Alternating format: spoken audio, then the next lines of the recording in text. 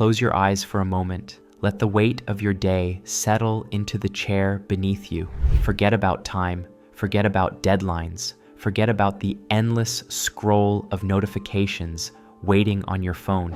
Tonight, we're going somewhere else entirely. We're stepping into the vast, cold darkness between the stars, where silence reigns supreme and every civilization that has ever existed faces the same terrible choice. You've probably wondered, during those quiet moments when the world feels too small, why we seem so alone in this universe. With billions of galaxies, each containing billions of stars, where is everyone? Tonight, we'll explore an answer so chilling, so elegantly terrifying, that once you understand it, you'll never look at the night sky the same way again. This is the story of the dark forest hypothesis, and it begins, as all good stories do, with a question that refuses to let go. The summer of 1950 found Enrico Fermi, one of the most brilliant physicists of his generation, walking across the grounds of Los Alamos National Laboratory. The conversation among his colleagues had turned,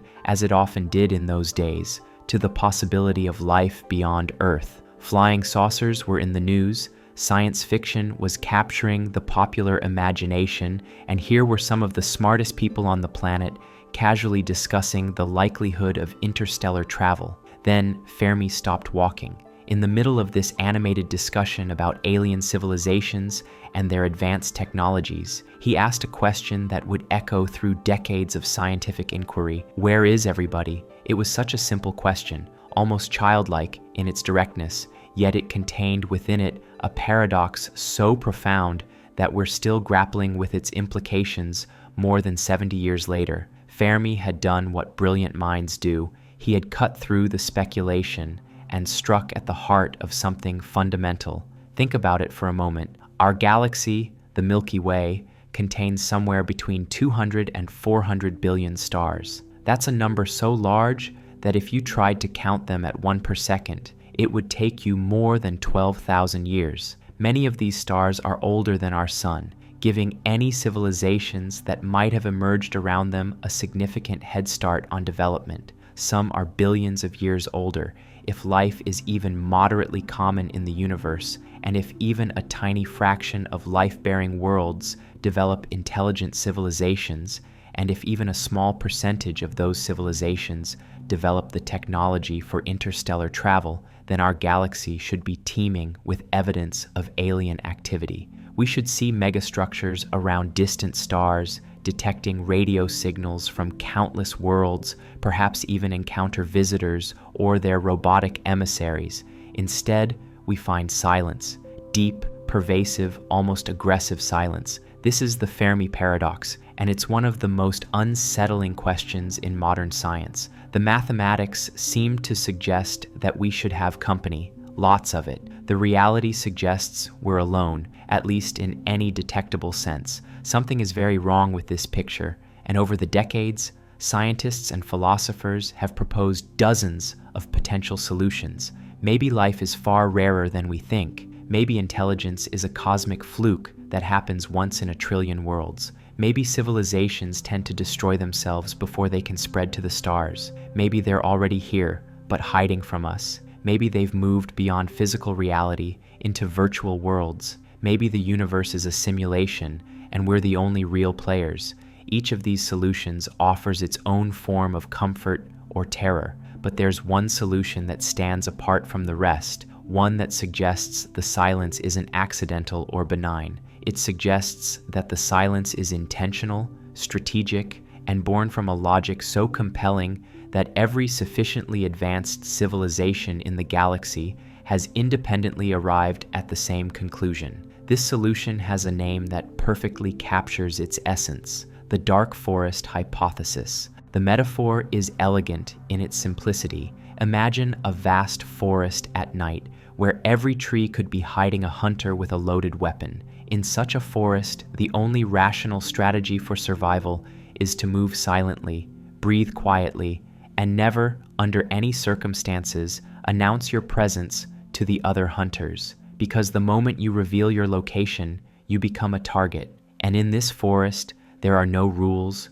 no referees, no higher authority to protect the innocent or punish the guilty. According to this hypothesis, space is that dark forest, and every civilization is a hunter, armed and dangerous, moving through the darkness with deadly intent. The silence we observe isn't the absence of life, it's the sound of an entire galaxy holding its breath. But before we dive deeper into this chilling possibility, we need to understand how we arrived at such a dark conclusion. We need to examine the logic that transforms the wonder of cosmic discovery into a nightmare of cosmic survival. We need to understand why, in a universe that should be singing with the voices of countless civilizations, the most intelligent choice might be to keep your mouth shut and your lights off. The dark forest hypothesis didn't emerge from nowhere. It's built upon decades of serious scientific thinking about the nature of civilization, the mathematics of survival,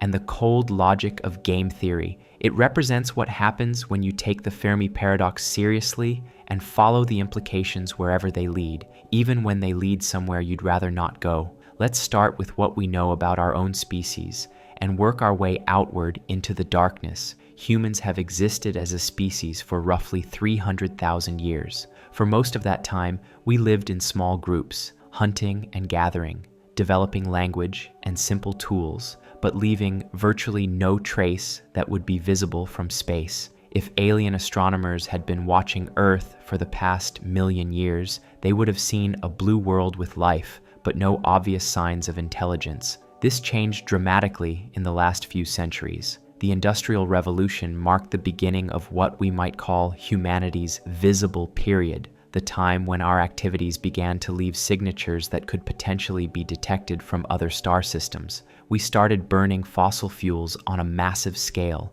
altering the composition of our atmosphere. We began emitting radio signals that spread outward at the speed of light, carrying our voices and our entertainment into the cosmic void. In 1877, we started broadcasting radio signals strong enough to potentially be detected by alien civilizations. This means that if anyone is listening, and if they're within about 150 light years of Earth, they already know we're here. Our first radio transmissions have swept past thousands of star systems, announcing our presence to anyone with the technology to listen. But here's where things get interesting and a little unnerving. Despite broadcasting our existence for nearly 150 years, despite listening intently for signals from other civilizations, despite launching increasingly sophisticated searches for extraterrestrial intelligence, we've heard nothing back. Not a whisper, not an echo, not even interference that might suggest someone else is using the electromagnetic spectrum.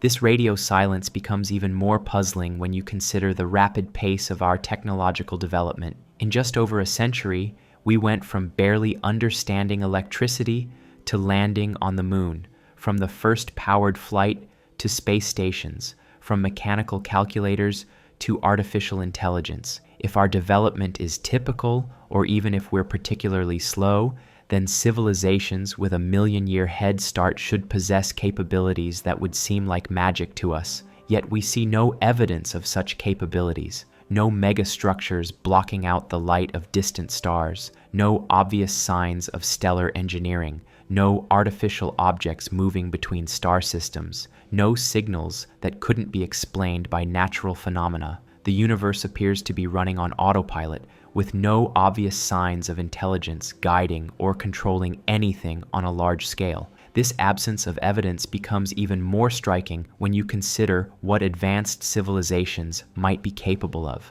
A civilization just a few thousand years ahead of us might be able to construct habitats around their entire star, capturing all of its energy output. A civilization a million years ahead might be able to move planets, build artificial worlds, or even construct computers the size of solar systems. Such activities would be visible across vast distances. If the galaxy contained thousands or millions of advanced civilizations, as the Drake equation suggests it should, then space should be littered with their artifacts. Every time we pointed our telescopes at the sky, we should see evidence of intelligence at work on a cosmic scale. Instead, we see a universe that appears entirely natural, entirely unmanaged, entirely wild, Stars are born and die according to the laws of physics, with no obvious interference from intelligence. Planets orbit their suns in patterns that can be explained entirely by gravity and momentum,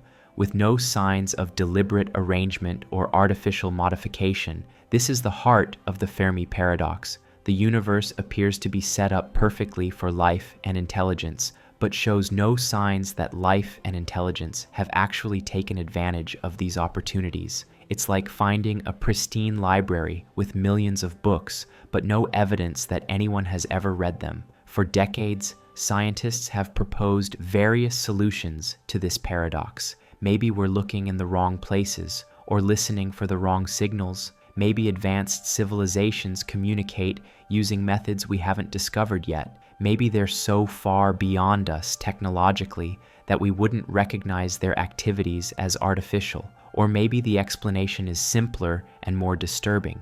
Maybe the reason we don't see evidence of widespread intelligence in the universe is that widespread intelligence doesn't exist. Maybe there's something that prevents civilizations from spreading across the galaxy, something that keeps them quiet, hidden, or extinct. This brings us to what scientists call great filters, events or circumstances that prevent life from developing into widespread, detectable intelligence. The great filter could be behind us, meaning that the emergence of intelligent life is incredibly rare, and we're simply lucky to exist.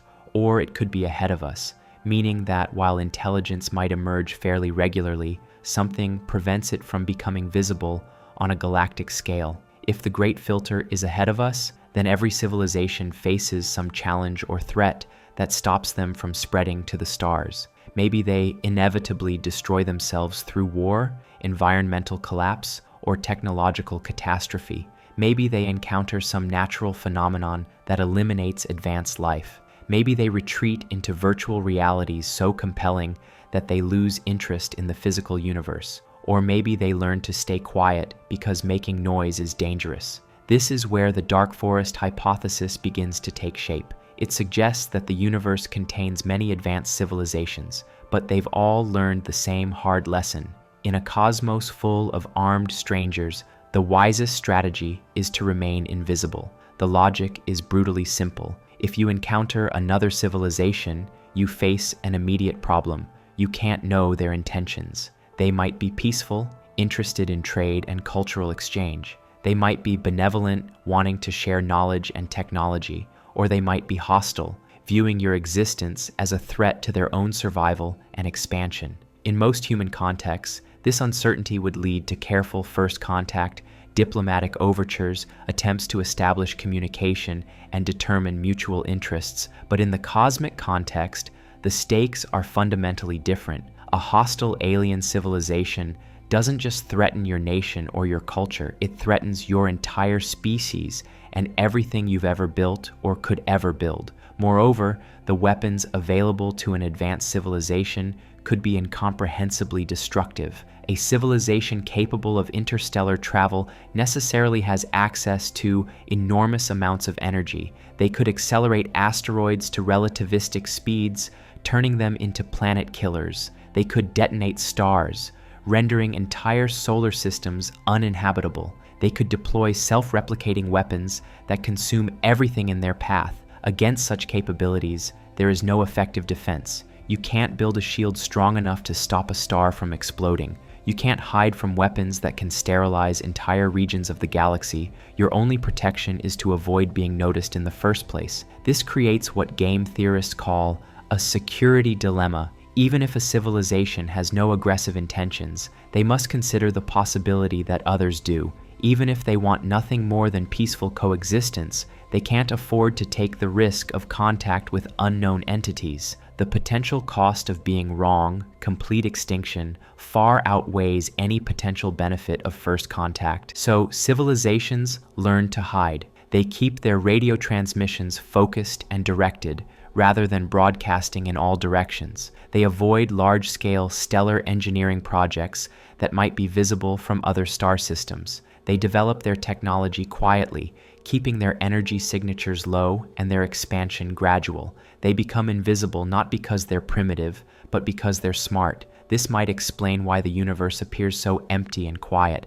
It's not that intelligence is rare, it's that intelligence has learned to be careful. Every civilization that survived long enough to become truly advanced did so by mastering the art of invisibility. Those that didn't learn this lesson, those that announced their presence or expanded too rapidly or built monuments visible across interstellar distances, were eliminated by others who saw them as threats. In this view, the silence we observe isn't evidence of emptiness, it's evidence of wisdom. The galaxy is full of watchers, but none of them are willing to blink first. Everyone is waiting for someone else to make the first move, to reveal themselves, to become the target. And this creates a chilling implication for humanity. For the past 150 years, we've been broadcasting our presence to the galaxy. We've been sending out radio signals, television broadcasts, radar transmissions, and other electromagnetic signatures that could be detected by any sufficiently advanced civilization within 150 light years of Earth. In the context of the dark forest hypothesis, we've been walking through the forest with a flashlight, calling out our location to any hunters who might be listening. If the hypothesis is correct, then we've already made the fatal mistake. We've revealed ourselves, announced our presence, painted a target on our entire world. The only question now is whether anyone has noticed, and if so, what they plan to do about it. But perhaps we're getting ahead of ourselves. The dark forest hypothesis is compelling, but is it actually correct? To answer that question, we need to examine the logic more carefully, look at the assumptions it makes, and consider whether the universe we observe is actually consistent with a galaxy full of hiding civilizations. Let's start with the basic premise that civilizations face a fundamental security dilemma when they encounter one another. This assumption rests on several ideas about the nature of intelligence, technology, and cosmic sociology that deserve careful examination. First, the hypothesis assumes that advanced civilizations will inevitably see each other as potential threats. This makes sense if resources are scarce, territory is limited, or expansion is necessary for survival. But what if advanced civilizations develop beyond the need for physical resources? What if they can create any material they need through advanced nanotechnology, or if they can tap into virtually unlimited energy sources? Some scientists argue that truly advanced civilizations might transcend physical limitations entirely, uploading their consciousness into digital realms where they have access to effectively infinite virtual worlds. Such civilizations might have no interest in conquering planets or exploiting material resources, since they could create better alternatives in virtual space. On the other hand, even digital civilizations might compete for computational resources, energy, or the raw materials needed to build and maintain their computer systems. And if consciousness uploading proves impossible or undesirable, then even very advanced civilizations might still need planets, minerals, and energy sources available in the physical universe. Moreover, the mere possibility of hostility might be enough to justify caution. Even if most civilizations are peaceful, it only takes one aggressive actor to pose an existential threat. In a universe where the cost of being wrong is complete extinction, extreme caution becomes the rational choice regardless of how friendly most aliens might be. The second key assumption is that advanced civilizations would have access to weapons capable of destroying entire worlds or civilizations. This seems almost certain to be true.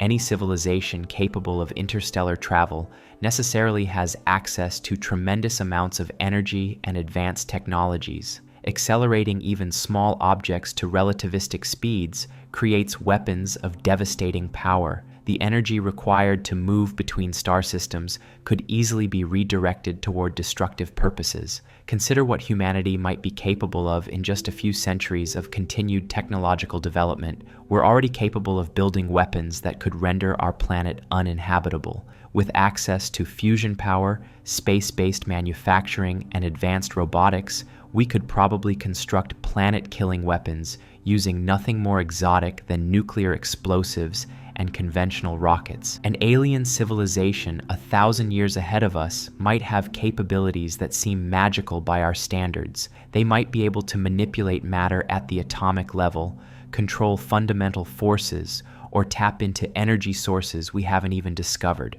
Against such capabilities, conventional defenses would be useless. The third assumption is that there's no effective way to determine another civilization's intentions before it's too late to defend against them. This is perhaps the most crucial element of the dark forest logic, and also the most difficult to evaluate. In human interactions, we have many ways to gauge intentions. We can communicate, establish trust gradually, create mutual dependencies, and build institutions that make cooperation more beneficial than conflict. But these methods rely on shared evolutionary history, similar cognitive structures, and the ability to impose costs on defectors. With alien civilizations, none of these advantages would apply. We might not be able to communicate effectively, especially if their thought processes are fundamentally different from ours. We might not be able to understand their motivations, goals, or decision-making processes,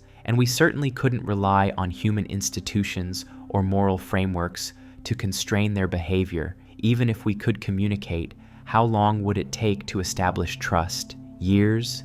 Decades? Centuries? During that entire time, both civilizations would be vulnerable to a surprise attack from the other, and the better your weapons become, the less warning time you have to detect and defend against an attack. This creates what military strategists call a first strike advantage. If weapons become powerful enough and fast enough, then the civilization that attacks first might be able to eliminate its opponent before they can respond.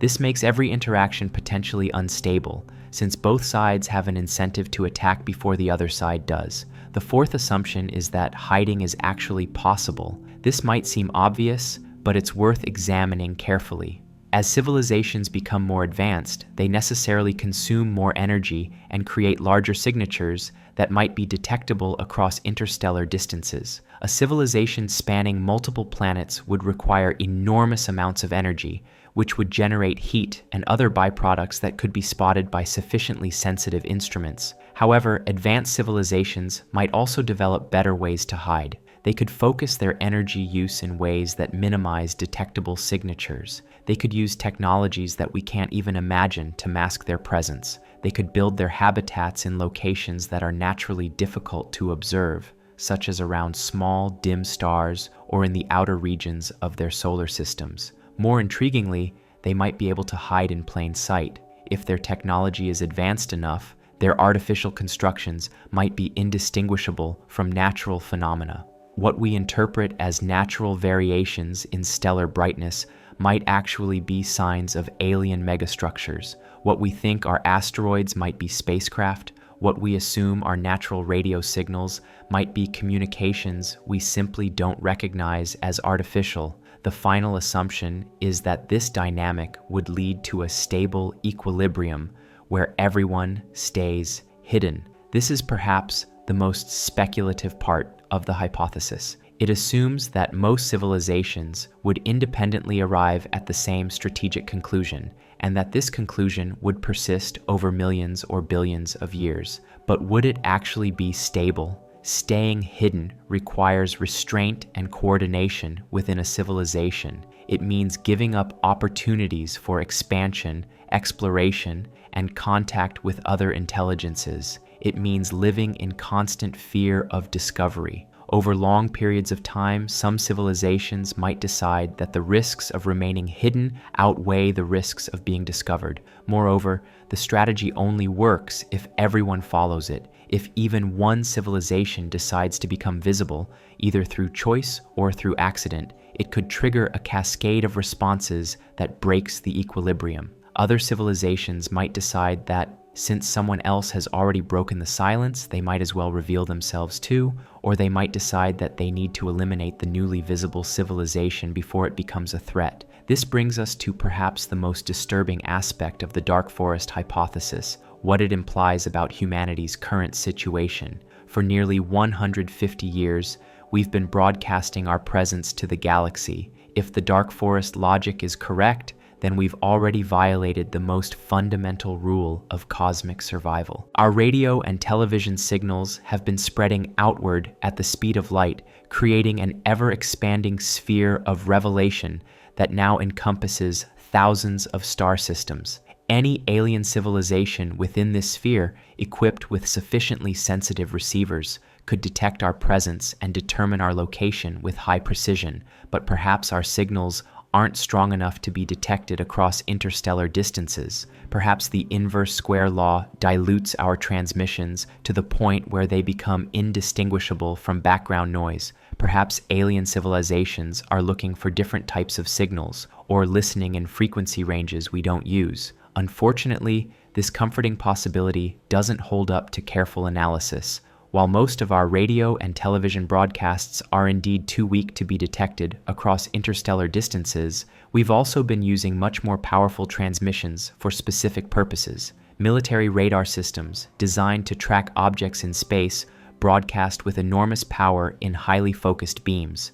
Radio astronomy facilities sometimes use their receivers as transmitters, broadcasting powerful signals towards specific target stars. Most significantly, we've intentionally broadcast messages to potential alien civilizations. The Arecibo message, transmitted in 1974, was specifically designed to be detectable by alien intelligence and was sent toward the globular cluster M13, about 25,000 light-years away. Similar intentional transmissions have been sent from various radio telescopes around the world. These messages would be easily detectable by any civilization with technology comparable to our own, assuming they happen to be listening in the right direction at the right time. A civilization significantly more advanced than us would probably be able to detect even our weaker signals, especially if they were specifically looking for signs of emerging intelligence. So if alien civilizations exist within range of our transmissions,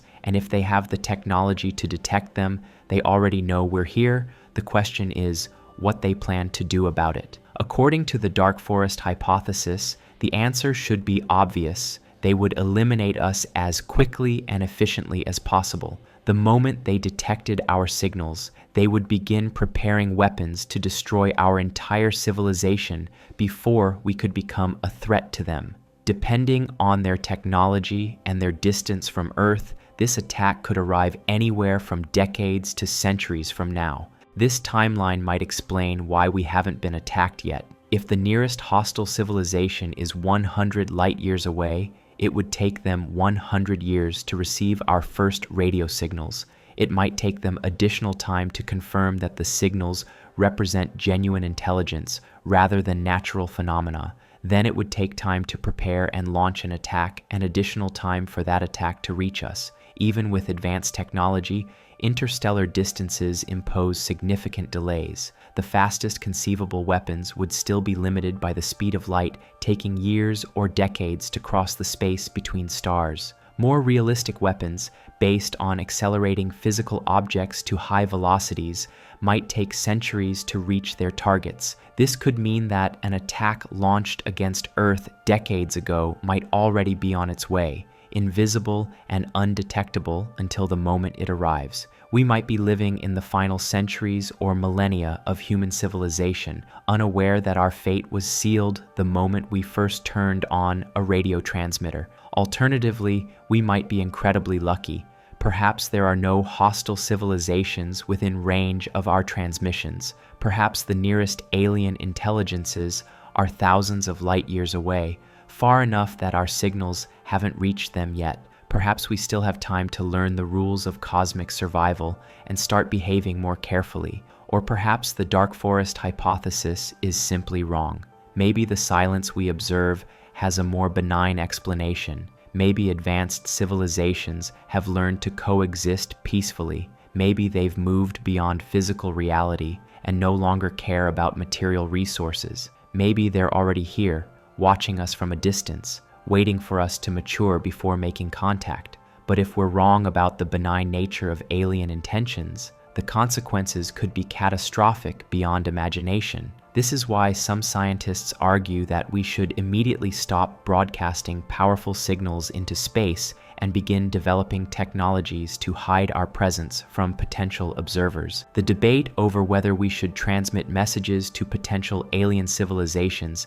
has become known as the METI debate, METI standing for Messaging Extraterrestrial Intelligence. Some scientists argue that we should actively try to contact alien civilizations, since the potential benefits of contact far outweigh the risks. Others argue that we should listen carefully, but avoid transmitting anything that might reveal our location or capabilities. The dark forest hypothesis falls firmly on the side of caution. If the hypothesis is correct, then every signal we transmit into space is essentially loading another bullet into a cosmic Russian roulette chamber. Eventually, one of those bullets will reach someone who decides that we pose a threat worth eliminating. But the hypothesis also suggests that it might already be too late for caution. If we've already been detected, then hiding now won't help us. Our only options would be to develop better defenses, try to contact potential allies, or hope that whoever detected us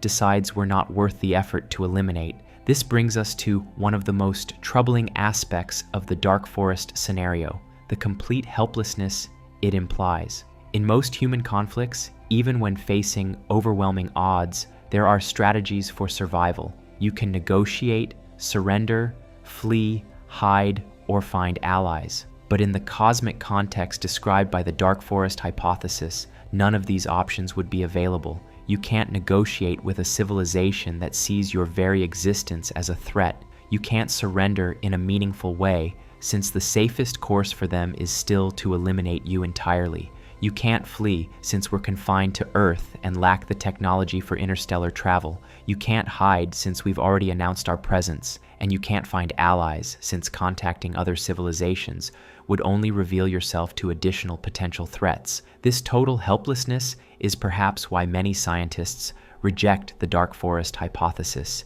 even if they can't point to specific flaws in its logic. The implications are simply too bleak to accept without overwhelming evidence. It suggests that the universe is not only hostile, but that hostility is rational, inescapable, and ultimately victorious. Yet the hypothesis persists because it offers such an elegant solution to the Fermi paradox. It explains the silence not as evidence of emptiness, but as evidence of wisdom. It suggests that the universe is full of life, but that life has learned to be very, very careful. To understand how this dynamic might work in practice, let's consider a hypothetical scenario. Imagine a galaxy where dozens of advanced civilizations have independently discovered the dark forest principle.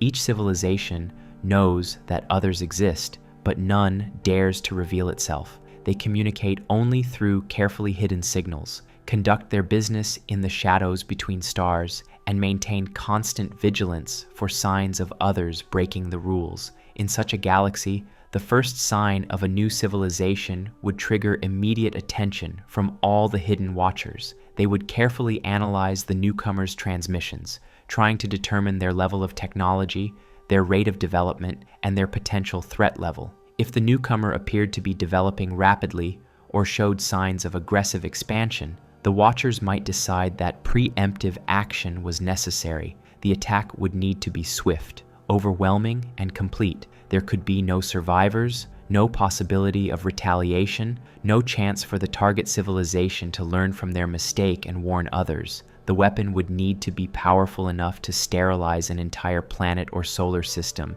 and fast enough to arrive before the target could detect it and attempt to defend themselves or flee. From the perspective of the attacking civilization, this wouldn't be murder or genocide. It would be self-defense on a cosmic scale. They wouldn't be destroying innocents. They would be eliminating a potential threat before it could grow large enough to threaten them in return. The mathematics of survival would make the choice inevitable, regardless of any personal feelings about the necessity of the action. From the perspective of the target civilization, the attack would appear to come from nowhere, with no warning and no apparent cause. One moment they would be going about their daily lives, proud of their achievements and optimistic about their future. The next moment, everything they had ever built or could ever build would be gone, vaporized by weapons they never saw coming, deployed by enemies they never knew existed. This is the true horror of the dark forest scenario.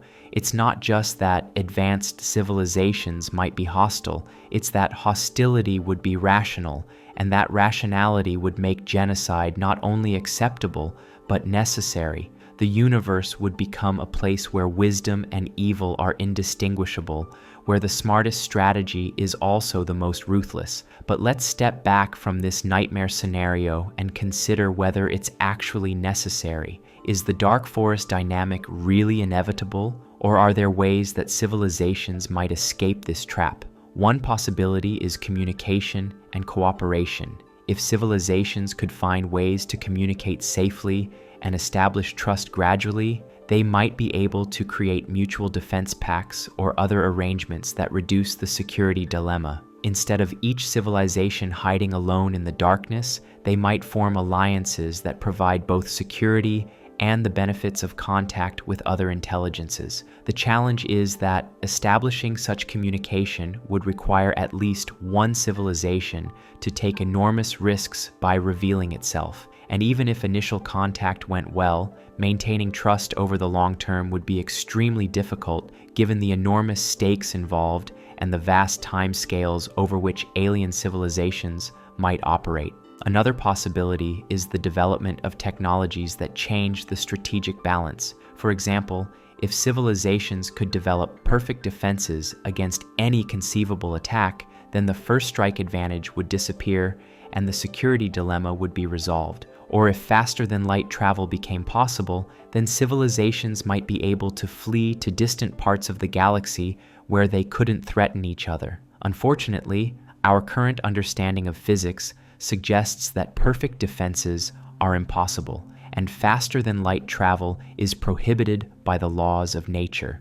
Advanced civilizations might discover new physics that changes these limitations, but they also might not. And in the absence of such discoveries, the dark forest logic would remain compelling. A third possibility is that advanced civilizations might develop beyond the need for physical resources or territory. If they could upload their consciousness into digital realms, they might be satisfied with virtual worlds that don't require conquering actual planets.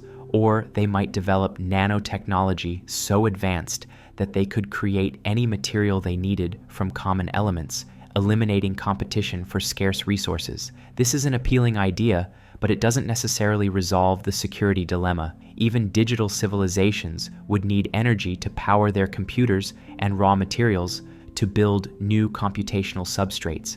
And even if they had no aggressive intentions themselves, they might still view other civilizations as potential threats to their long-term survival. Perhaps the most optimistic possibility is that the universe contains some kind of natural or artificial mechanism that prevents the dark forest dynamic from taking hold. Maybe there are older, more advanced civilizations that act as galactic police, preventing younger civilizations from destroying each other. Maybe the laws of physics themselves make truly devastating weapons impossible. Maybe intelligence naturally tends toward cooperation rather than competition when it reaches a sufficient level of development. But in the absence of evidence for such mechanisms, the dark forest hypothesis remains a logical possibility that we ignore at our peril. And the more we learn about the universe, the more the hypothesis seems to fit the data we observe. Consider the remarkable uniformity of the universe on large scales. If advanced civilizations were common and active,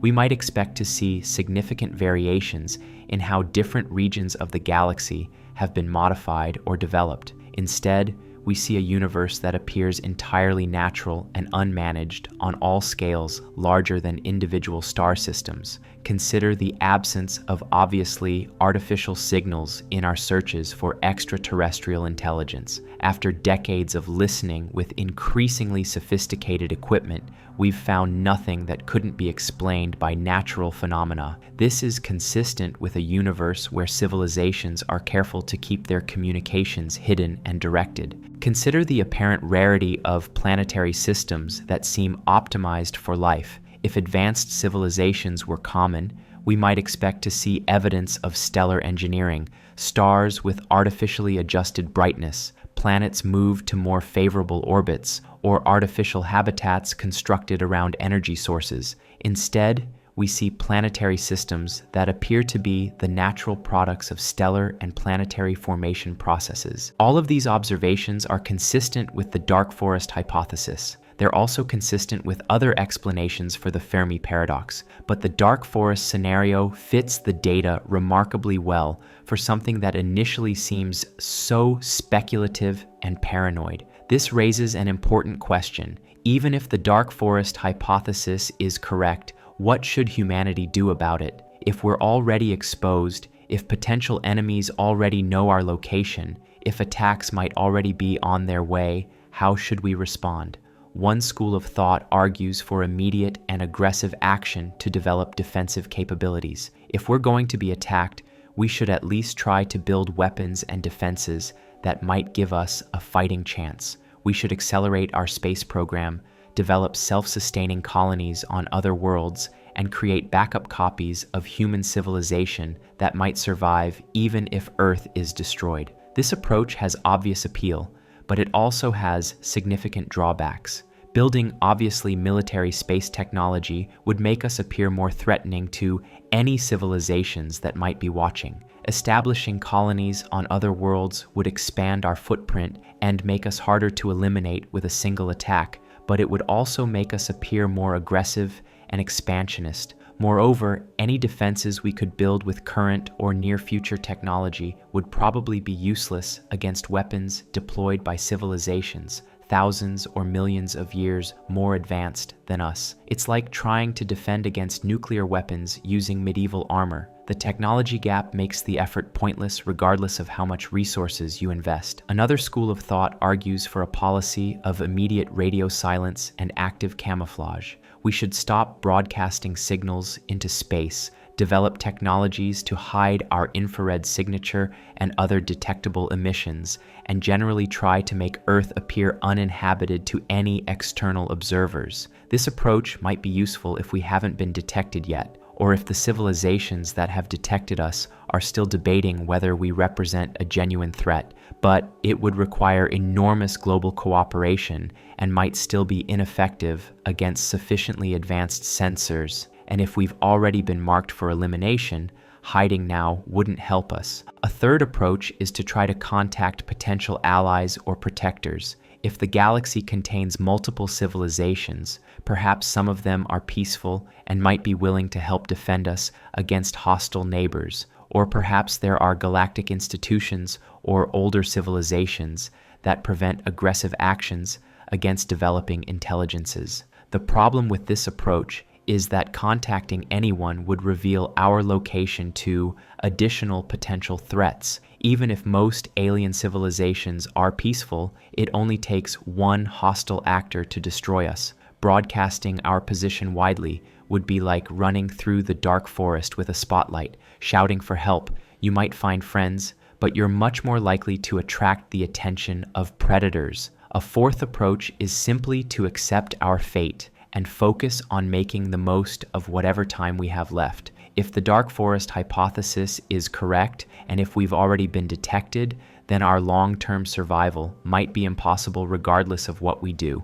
In that case, our best strategy might be to concentrate on creating meaning and happiness in the present, rather than worrying about threats we can't control or prevent. This fatalistic approach has a certain philosophical appeal, but it seems premature given our current level of uncertainty. We don't know for certain that the dark forest hypothesis is correct. We don't know whether we've been detected. We don't know whether attacks are already on their way. In the face of such uncertainty, completely giving up on survival seems unnecessarily defeatist. Perhaps the most reasonable approach is a combination of caution and preparation. We should be much more careful about broadcasting signals into space, especially powerful transmissions that could be detected across interstellar distances. We should invest in space technology and eventual interplanetary expansion, but with an emphasis on defensive capabilities and redundancy rather than obvious military applications. We should continue searching for signs of alien intelligence,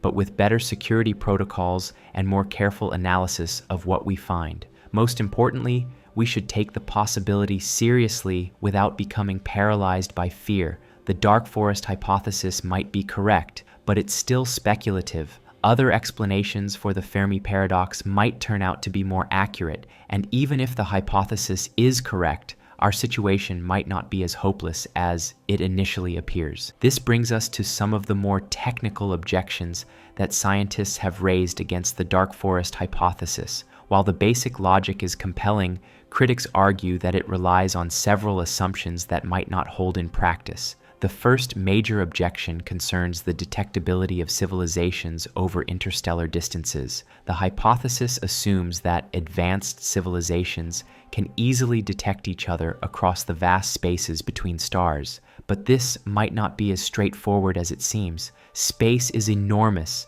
and even powerful radio signals weaken dramatically over interstellar distances due to the inverse square law. A signal that seems blindingly obvious at its source might be barely distinguishable from background noise by the time it reaches another star system. This is particularly true for the kinds of radio and television broadcasts that Earth has been transmitting, which were designed for local use rather than interstellar communication. Moreover, detecting and interpreting alien signals requires knowing what to look for and where to look for it. An alien civilization would need to monitor thousands of star systems continuously across multiple frequency ranges to have a reasonable chance of detecting emerging intelligences. This would require enormous resources and sophisticated technology, even for very advanced civilizations. The counterargument is that any civilization advanced enough to pose a threat would probably have the technology to conduct such surveys routinely. Automated monitoring systems could watch thousands of star systems simultaneously, looking for the electromagnetic signatures of developing technology. Machine intelligence might make such surveillance cheap and easy, requiring little active attention from the aliens themselves. The second major objection concerns the assumption that alien civilizations would necessarily view each other as threats. This assumption might be reasonable if resources are scarce and competition is inevitable, but it might not apply to sufficiently advanced civilizations. An alien civilization millions of years ahead of us might have access to energy sources and technologies that make material resources essentially unlimited. They might be able to synthesize any element they need, tap into the vacuum energy of space itself, or construct computers the size of planets. For such civilizations, conquering other worlds might be unnecessary and pointless. Furthermore, very advanced civilizations might have moved beyond biological existence entirely. If they've uploaded their consciousness into digital substrates, they might be satisfied with virtual worlds that offer unlimited possibilities without requiring any material resources. They might view physical planets as quaint relics, no more threatening or interesting than we view ant colonies. The counter-argument is that even digital civilizations would need physical infrastructure to support their existence. They would need energy to power their computers, materials to build new processors, and mechanisms to maintain and repair their systems over long periods of time.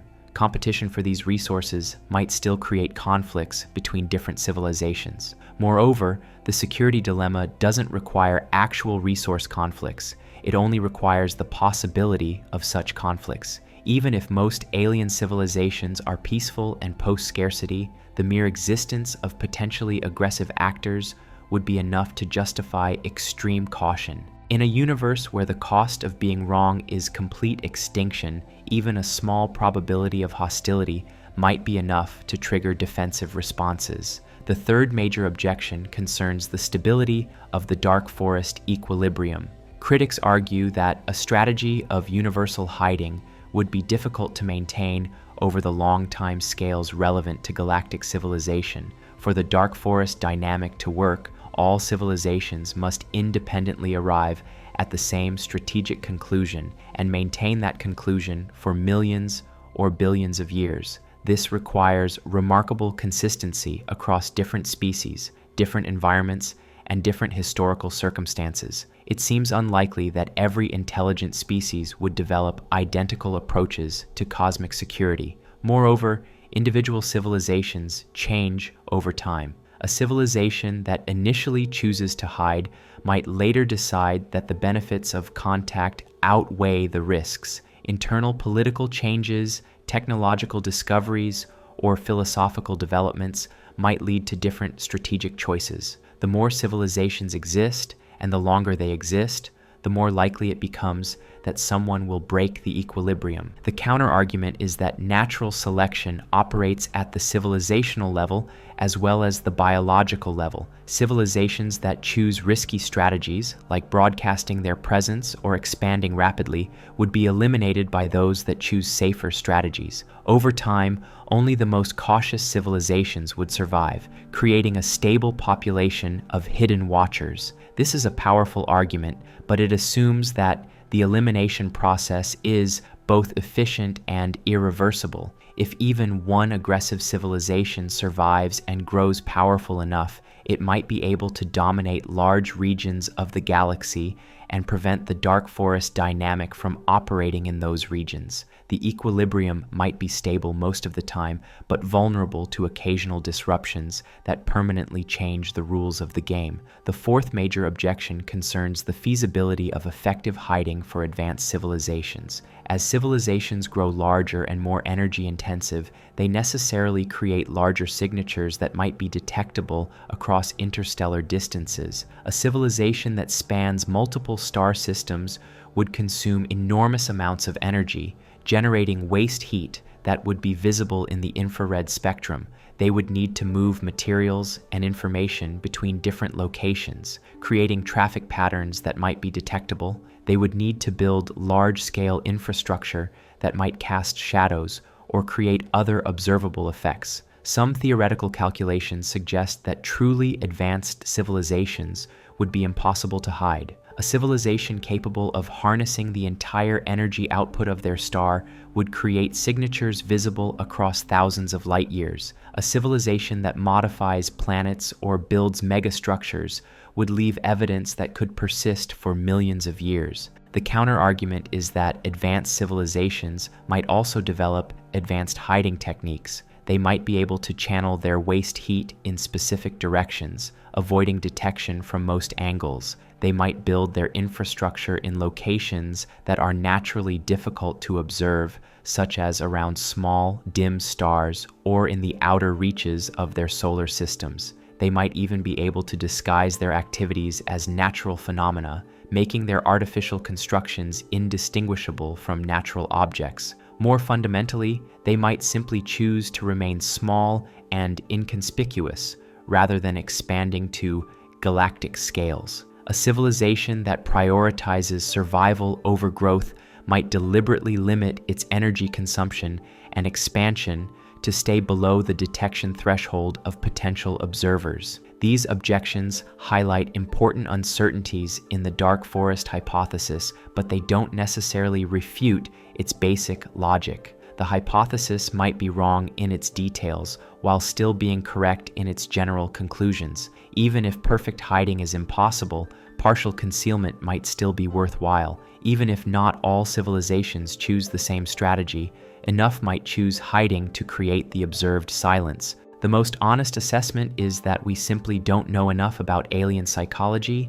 alien technology, or alien strategic thinking to evaluate the dark forest hypothesis with confidence. The silence we observe could be evidence of hiding, but it could also be evidence of rarity, self-destruction, transcendence, or any number of other explanations. What we can say is that the hypothesis represents a serious possibility that deserves careful consideration. If it's correct, then our approach to space exploration, radio astronomy, and the search for extraterrestrial intelligence might need fundamental revision. If it's wrong, then we're missing out on opportunities for contact with alien civilizations that might be beneficial for both humanity and our potential partners. This uncertainty has led to heated debates within the scientific community about how humanity should proceed. Should we actively search for alien intelligence, or should we focus on hiding our own presence? Should we try to contact potential allies, or should we assume that any contact is dangerous? Should we prepare for the possibility of attack, Or should we assume that alien civilizations are likely to be peaceful? These debates often reflect deeper philosophical differences about the nature of intelligence, the likelihood of cooperation versus conflict, and the proper balance between hope and fear in our approach to the unknown. Optimists argue that intelligence naturally tends toward cooperation, and that alien civilizations are likely to be peaceful or at least indifferent to humanity. Pessimists argue that survival instincts and resource competition make conflict inevitable, and that we should prepare for the worst. The dark forest hypothesis appeals particularly to pessimists because it suggests that the most rational response to uncertainty is extreme caution. If you don't know whether your neighbors are friendly or hostile, and if the cost of being wrong about hostility is complete destruction, then the safest strategy is to assume hostility and act accordingly. But this logic might be too simplistic. In human affairs, extreme caution often creates the very problems it's intended to avoid. If everyone assumes that everyone else is hostile, then everyone starts acting in ways that appear threatening, which justifies the initial assumption and creates a self-fulfilling prophecy. The same dynamic might operate at the galactic level, turning the universe into a dark forest not because it's naturally hostile, but because everyone assumes it's hostile. This possibility suggests an alternative to both naive optimism and paranoid pessimism. Instead of assuming that alien civilizations are either definitely friendly or definitely hostile, we might try to find ways to signal our own friendly intentions while remaining appropriately cautious about potential threats. For example, we might send messages that demonstrate our commitment to peaceful coexistence and mutual benefit. We might share information about our scientific discoveries, our cultural achievements, and our concerns about sustainability and cooperation. We might try to establish protocols for gradual trust building that allow civilizations to interact safely over long periods of time. Such an approach would still involve significant risks, but it might also offer opportunities that pure hiding would foreclose. If alien civilizations exist, and if at least some of them are interested in peaceful contact, then a strategy of complete concealment might be counterproductive. We might be hiding from potential friends as well as potential enemies. The challenge is designing communication strategies that minimize the risks while maximizing the potential benefits. This requires careful thinking about what we want to communicate, how we want to communicate it, and what responses we might expect from different types of alien civilizations. Some researchers have proposed sending messages that emphasize our curiosity and desire for knowledge rather than our technological capabilities or territorial ambitions. Others have suggested focusing on mathematical and scientific concepts that demonstrate our intelligence without revealing anything about our military potential or resource needs. Still others have argued for a more personal approach, sharing information about human culture, art, and philosophy that might appeal to alien civilizations with similar aesthetic or intellectual interests. The idea is that civilizations capable of appreciating beauty, humor, or abstract thought might be less likely to view us as threats. All of these approaches involve speculation about alien psychology and motivations that we have no real basis for evaluating. We don't know what alien civilizations value, what they fear, what they consider threatening, or what they might find appealing about humanity. Our messages might be interpreted in ways we never intended, or they might be ignored entirely. Moreover, any message we send necessarily reveals information about our location, our technology, and our level of development. Even messages intended to demonstrate peaceful intentions could be interpreted as attempts at deception or misdirection. An alien civilization might conclude that any species clever enough to craft convincing messages of friendship is exactly the sort of species that poses a long-term threat. This brings us back to the fundamental uncertainty that underlies all discussions of alien contact. We're trying to develop strategies for interacting with intelligences we've never encountered, using technologies we don't understand, in a context where the stakes are potentially enormous. It's like trying to plan a negotiation strategy for aliens without knowing anything about their species, their culture, their goals, or their capabilities. In such circumstances, perhaps the most reasonable approach is to avoid making irreversible decisions until we have better information. We can continue listening for signals from alien civilizations while being more careful about broadcasting our own presence. We can develop space technology and defensive capabilities while avoiding obviously military applications. We can study the question of alien intelligence while avoiding actions that might attract unwanted attention. This moderate approach might not satisfy either the optimists who want active communication or the pessimists who want complete concealment, but it might be the best strategy given our current level of uncertainty. It allows us to keep our options open while avoiding the most obviously dangerous choices. But even this moderate approach requires making some assumptions about the nature of alien intelligence and the likelihood of different types of threats. And these assumptions, in turn, depend on our understanding of how intelligence develops, how civilizations grow, and how different species might respond to the discovery of other intelligences.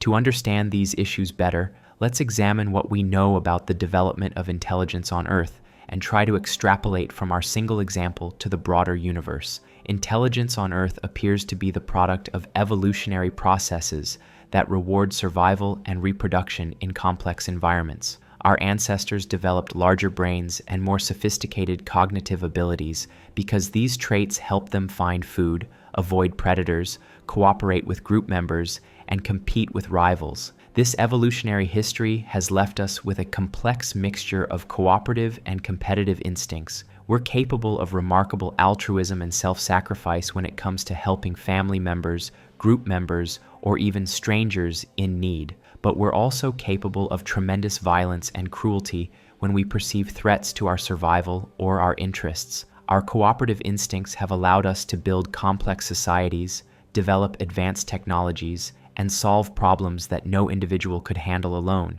Our competitive instincts have driven us to explore new territories, develop better tools and weapons, and eliminate rivals who might threaten our access to resources or mates. Both sets of instincts have contributed to our success as a species, but they've also created ongoing tensions within human societies. We want to trust and cooperate with others, but we also want to protect ourselves against potential threats. We want to share resources and knowledge, but we also want to maintain advantages that ensure our survival and prosperity. These tensions become particularly acute when we encounter strangers whose intentions and capabilities are unknown. Throughout human history, first contact between different groups has often led to conflict, conquest, and the elimination of weaker societies by stronger ones. Even when initial contact is peaceful, long-term coexistence has proven difficult when groups compete for the same resources or territory.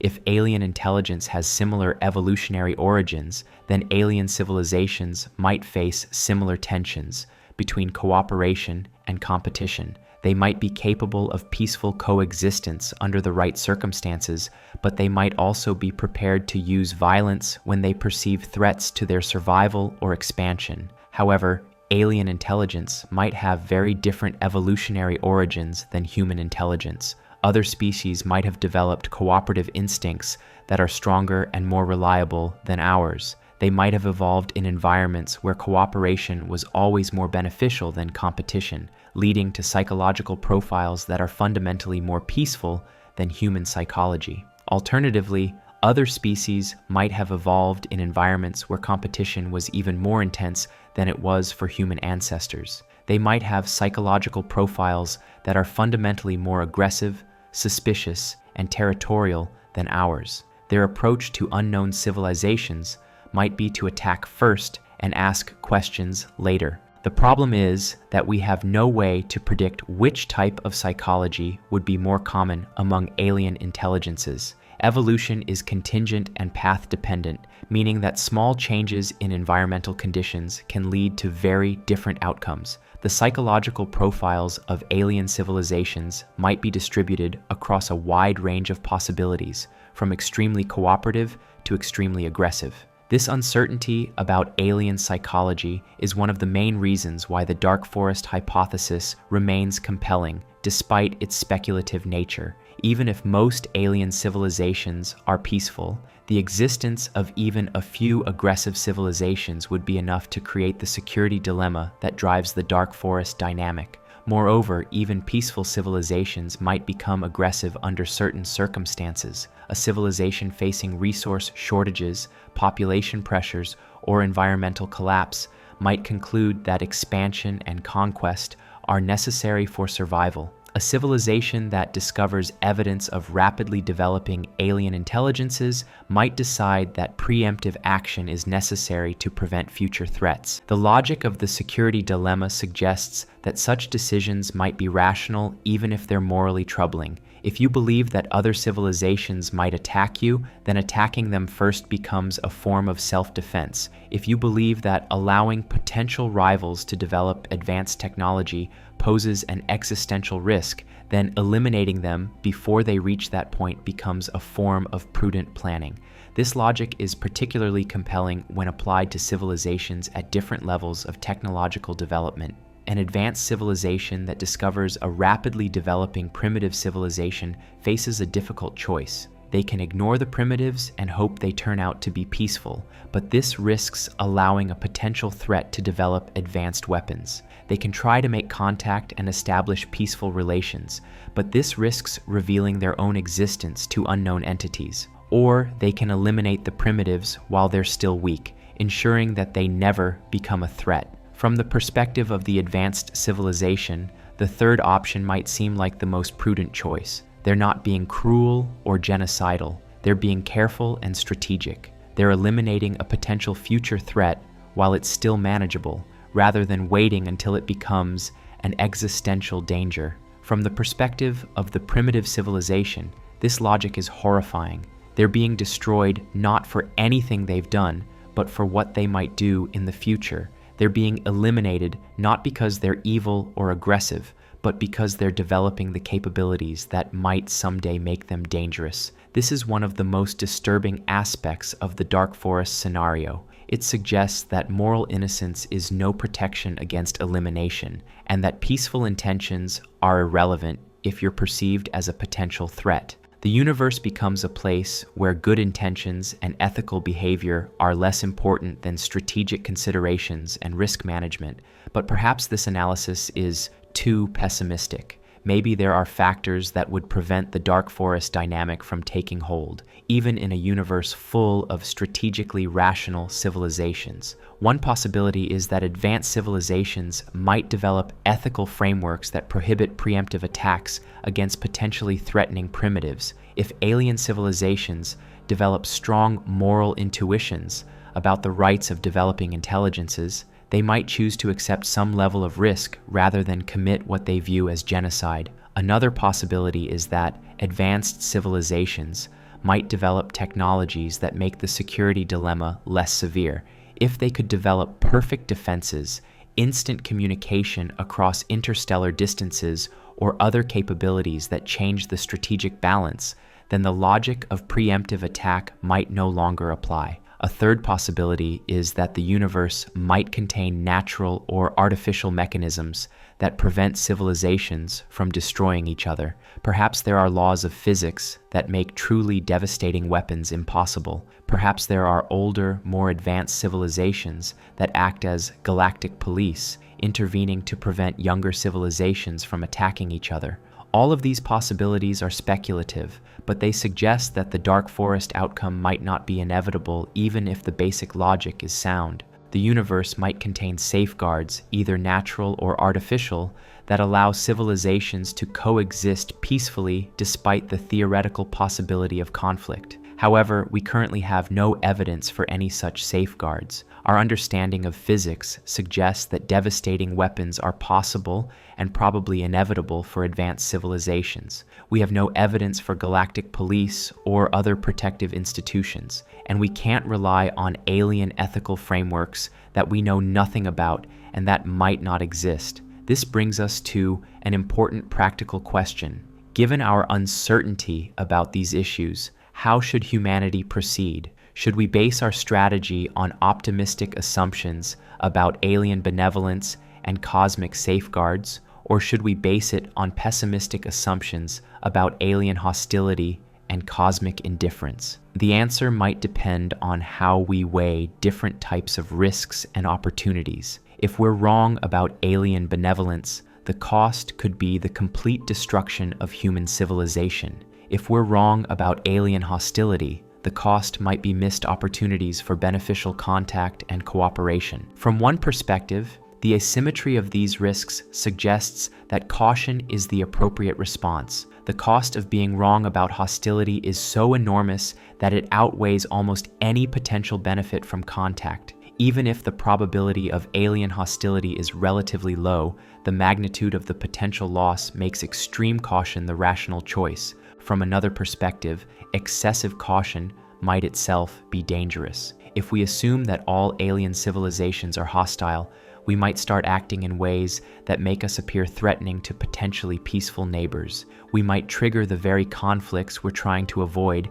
by signaling that we view other civilizations as enemies. Moreover, if beneficial contact with alien civilizations is possible, then our caution might prevent us from accessing knowledge, technology, or assistance that could help solve humanity's long-term challenges. Climate change, resource depletion, technological risks, and other problems might be easier to solve with help from more advanced civilizations. This suggests that the optimal strategy might involve carefully calibrated risks rather than either blind optimism or complete caution. We might try to develop the capability to detect and defend against potential threats while also creating opportunities for beneficial contact with peaceful civilizations. Such a strategy would require significant advances in space technology, sensing capabilities, and defensive systems. We would need to develop the ability to monitor our cosmic neighborhood for signs of alien activity, to distinguish between natural phenomena and artificial signals, and to respond appropriately to different types of contact scenarios. We would also need to develop better theories about alien psychology, alien technology, and alien strategic thinking. The more we understand about how other intelligences might behave, the better we can design strategies for interacting with them safely and beneficially. This research agenda would necessarily be speculative and uncertain, since we have so little data about alien intelligence to work with, but it might still be worthwhile, since the stakes are potentially enormous and the questions are fundamentally important regardless of whether we ever encounter aliens. Moreover, thinking carefully about alien intelligence might help us understand human intelligence better. Many of the questions that arise in discussions of alien contact, questions about cooperation versus competition, trust versus suspicion, and long-term versus short-term thinking, are also relevant to human affairs. The frameworks we develop for analyzing alien behavior might prove useful for understanding and improving human behavior as well. This brings us to one of the more philosophical implications of the dark forest hypothesis. If the hypothesis is correct, it suggests that intelligence might be fundamentally self-limiting. Instead of spreading across the galaxy and transforming the universe, intelligent civilizations might be trapped in cycles of fear and violence that prevent them from achieving their full potential. This would be a tragedy on a cosmic scale. The universe might be full of civilizations capable of incredible achievements, scientific discoveries, artistic creations, technological marvels that we can barely imagine, but all of this potential would be wasted because the civilizations are too afraid of each other to cooperate or even communicate. Alternatively, The dark forest dynamic might represent a necessary phase in the development of galactic civilization. Perhaps civilizations need to learn hard lessons about cosmic survival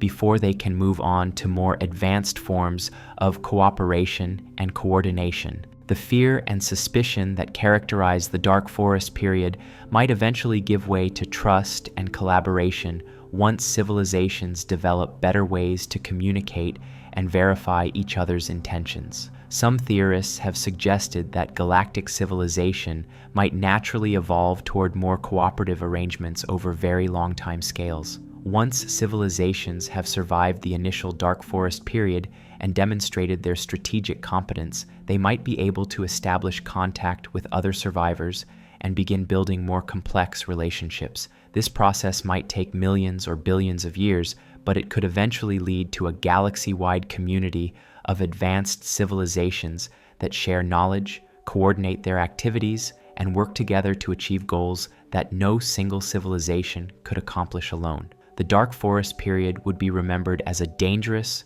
but necessary phase in the development of cosmic intelligence. Whether such an optimistic outcome is possible depends on many factors that we currently know nothing about. It depends on whether civilizations can develop technologies and institutions that resolve the security dilemma. It depends on whether intelligence naturally tends toward cooperation or competition over long-time scales. It depends on whether the universe contains natural limits on the destructive capabilities of advanced civilizations. These are deep questions that touch on fundamental issues in physics, biology, psychology, and philosophy. We're unlikely to resolve them definitively without much more data about the nature of intelligence and the structure of the universe, but they're worth thinking about because they help us understand the context in which humanity exists and the challenges we might face as we continue to develop our own technological capabilities. The dark forest hypothesis reminds us that the universe might be a far more dangerous place than our everyday experience suggests. We live on a small planet orbiting an ordinary star in the outer regions of an unremarkable galaxy, but we might be surrounded by intelligences whose capabilities and intentions we can't even begin to understand. This possibility should inspire both humility and determination. Humility because we might be much smaller and more vulnerable than we like to think. Determination because our choices and actions might have consequences that extend far beyond our current understanding. If the dark forest hypothesis is correct, then every radio signal we broadcast, every space probe we launch, and every technological advancement we achieve might be steps toward either safety or destruction. We might be walking through a cosmic minefield where any wrong move could trigger catastrophic consequences. But even if the hypothesis is correct, this doesn't necessarily mean that we should give up hope or stop trying to explore and understand the universe. It means that we should be more thoughtful about how we explore, more careful about what we reveal, and more strategic about how we develop our capabilities. It also means that we should take seriously the possibility that our long-term survival might depend on learning to think like the other intelligences that might be out there. We might need to develop the same strategic instincts, the same careful planning, and the same patient vigilance that have allowed other civilizations to survive in a dangerous universe. This is a challenging prospect for a species that has evolved to think primarily in terms of immediate threats and short-term benefits. Human psychology is adapted for dealing with problems that unfold over days, months, or years, not problems that might unfold over centuries or millennia. Learning to think strategically on cosmic timescales might require fundamental changes in how we organize our societies and make collective decisions, but it might also be necessary for our survival. If we're sharing the galaxy with intelligences that think in terms of millions of years and plan their actions accordingly, then we might need to develop similar capabilities if we want to compete or cooperate with them effectively. This raises questions about what kind of civilization humanity should try to become. Should we prioritize rapid technological development that might help us defend against potential threats, even if this makes us appear more threatening to potential observers? Should we focus on expanding to multiple worlds to reduce our vulnerability to single point of failure attacks, even if this expansion might be interpreted as aggressive? Should we try to contact other civilizations to seek allies and protectors, even if this reveals our location to potential enemies? These are strategic questions with no clear answers, but they're also moral questions about what kind of species we want to be and what kind of universe we want to live in. Our choices about how to respond to the possibility of alien intelligence will reflect our values, our priorities, and our vision of humanity's future. If we choose a strategy based primarily on fear and suspicion, we might increase our chances of short-term survival, but we might also commit ourselves to a future of isolation and paranoia. If we choose a strategy based primarily on hope and cooperation, we might create opportunities for beneficial contact and mutual advancement, but we might also expose ourselves to risks that could destroy everything we've built. The most reasonable approach might be to try to balance these considerations, accepting some level of risk in exchange for some possibility of benefit, but finding the right balance requires wisdom, judgment, and careful analysis of factors that we currently understand very poorly. This is why the dark forest hypothesis, regardless of whether it's ultimately correct, represents such an important contribution to our thinking about humanity's cosmic future. It forces us to confront the possibility that the universe might be fundamentally different from what we hope it to be. It challenges us to think seriously about cosmic-scale threats and opportunities, and it reminds us that our choices about how to develop and use our technology might have consequences that extend far beyond our current understanding. Whether we're alone in the universe, surrounded by friends, surrounded by enemies, or surrounded by others who are as confused and uncertain as we are, the questions raised by the dark forest hypothesis will remain relevant as long as humans continue to wonder about our place in the cosmos. And in a universe full of such profound uncertainties, perhaps the wisest course is to remain curious, remain careful, and remain hopeful that intelligence, wherever it exists, might eventually find ways to overcome the fears and limitations that keep us isolated in the darkness between the stars. The story of the dark forest is ultimately a story about the consequences of fear, the price of security, and the tragic possibility that the very intelligence that allows civilizations to understand the universe might also prevent them from fully exploring and enjoying it. It's a reminder that in a cosmos full of unknowns, our greatest enemy might not be alien hostility or cosmic catastrophe, but our own inability to trust, communicate, and cooperate across the vast distances that separate intelligence from intelligence. But it's also a reminder that understanding these challenges is the first step toward overcoming them. If we can think clearly about the logic of cosmic survival, if we can develop technologies and institutions that reduce the security dilemma, if we can find ways to signal our peaceful intentions while protecting ourselves against genuine threats, then perhaps the dark forest need not remain dark forever. Perhaps somewhere in the galaxy, other civilizations are working on the same problems, developing the same insights, and hoping for the same breakthroughs that might allow intelligence to emerge from the shadows and begin building the kind of cosmic community that our science fiction dreams have always imagined. But before we can hope for such an outcome, we need to understand more deeply what the dark forest dynamic would actually look like in practice. The hypothesis isn't just an abstract thought experiment. It makes specific predictions about how alien civilizations would behave, what technologies they would develop, and what strategies they would employ for long-term survival. Consider the technological implications of living in a dark forest universe. Civilizations would need to develop fundamentally different approaches to energy production, space travel, communication, and expansion than what we might naturally assume. Every technology would need to be evaluated not just for its utility, but for its detectability signature. Energy production presents the first major challenge. Advanced civilizations require enormous amounts of energy, but conventional approaches to energy generation create signatures that are visible across interstellar distances. Nuclear fusion, matter-antimatter annihilation, and stellar engineering all produce characteristic radiation patterns that could be detected by sufficiently advanced sensors. A civilization trying to remain hidden would need to develop energy sources that minimize their electromagnetic footprint. They might focus on technologies that convert energy directly to useful work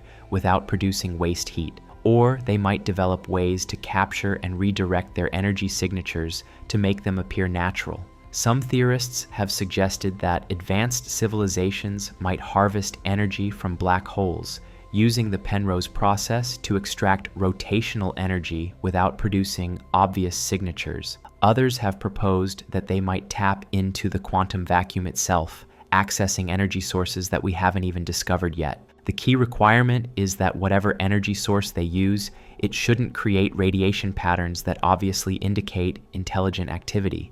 Space travel poses similar challenges. Conventional rocket propulsion creates bright, visible exhaust plumes that could be detected across vast distances. Even advanced propulsion systems like fusion rockets or ion drives produce signatures that might reveal the presence of artificial objects moving between star systems. A civilization committed to stealth might need to develop propulsion technologies that work without producing detectable emissions. This might involve manipulating space-time itself through gravitational technologies we can't currently imagine. Or they might use purely ballistic trajectories, accelerating their spacecraft using hidden installations and then coasting silently through space for decades or centuries to reach their destinations. Communication represents perhaps the greatest challenge for a hidden civilization. Any civilization spanning multiple star systems would need some way to coordinate activities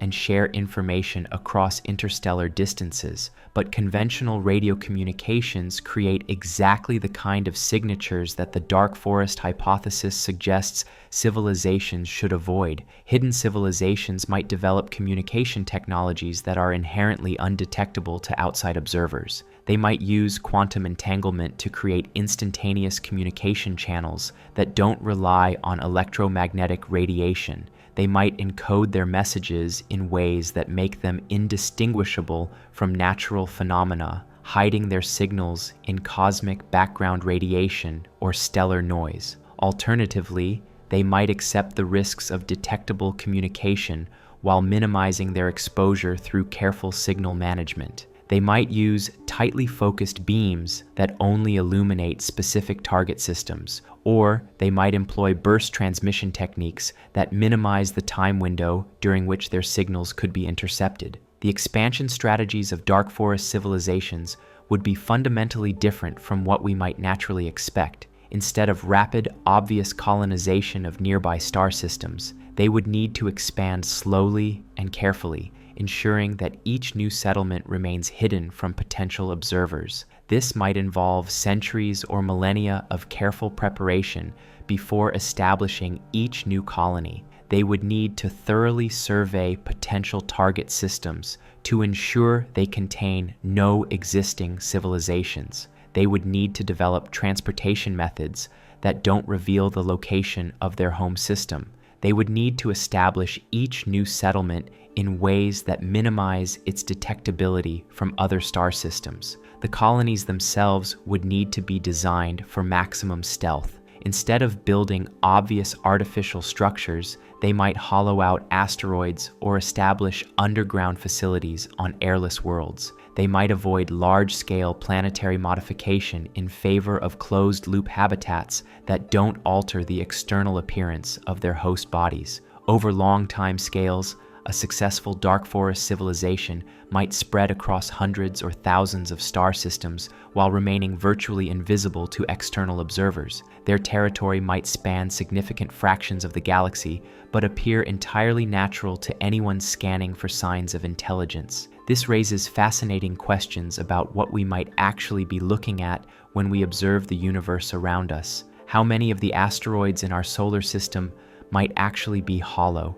inhabited by civilizations that arrived long before Earth developed life? How many of the planets we've discovered around other stars might host hidden colonies established by species that learned the rules of cosmic survival millions of years ago? The idea that advanced civilizations might be hiding in plain sight throughout our cosmic neighborhood is both thrilling and terrifying.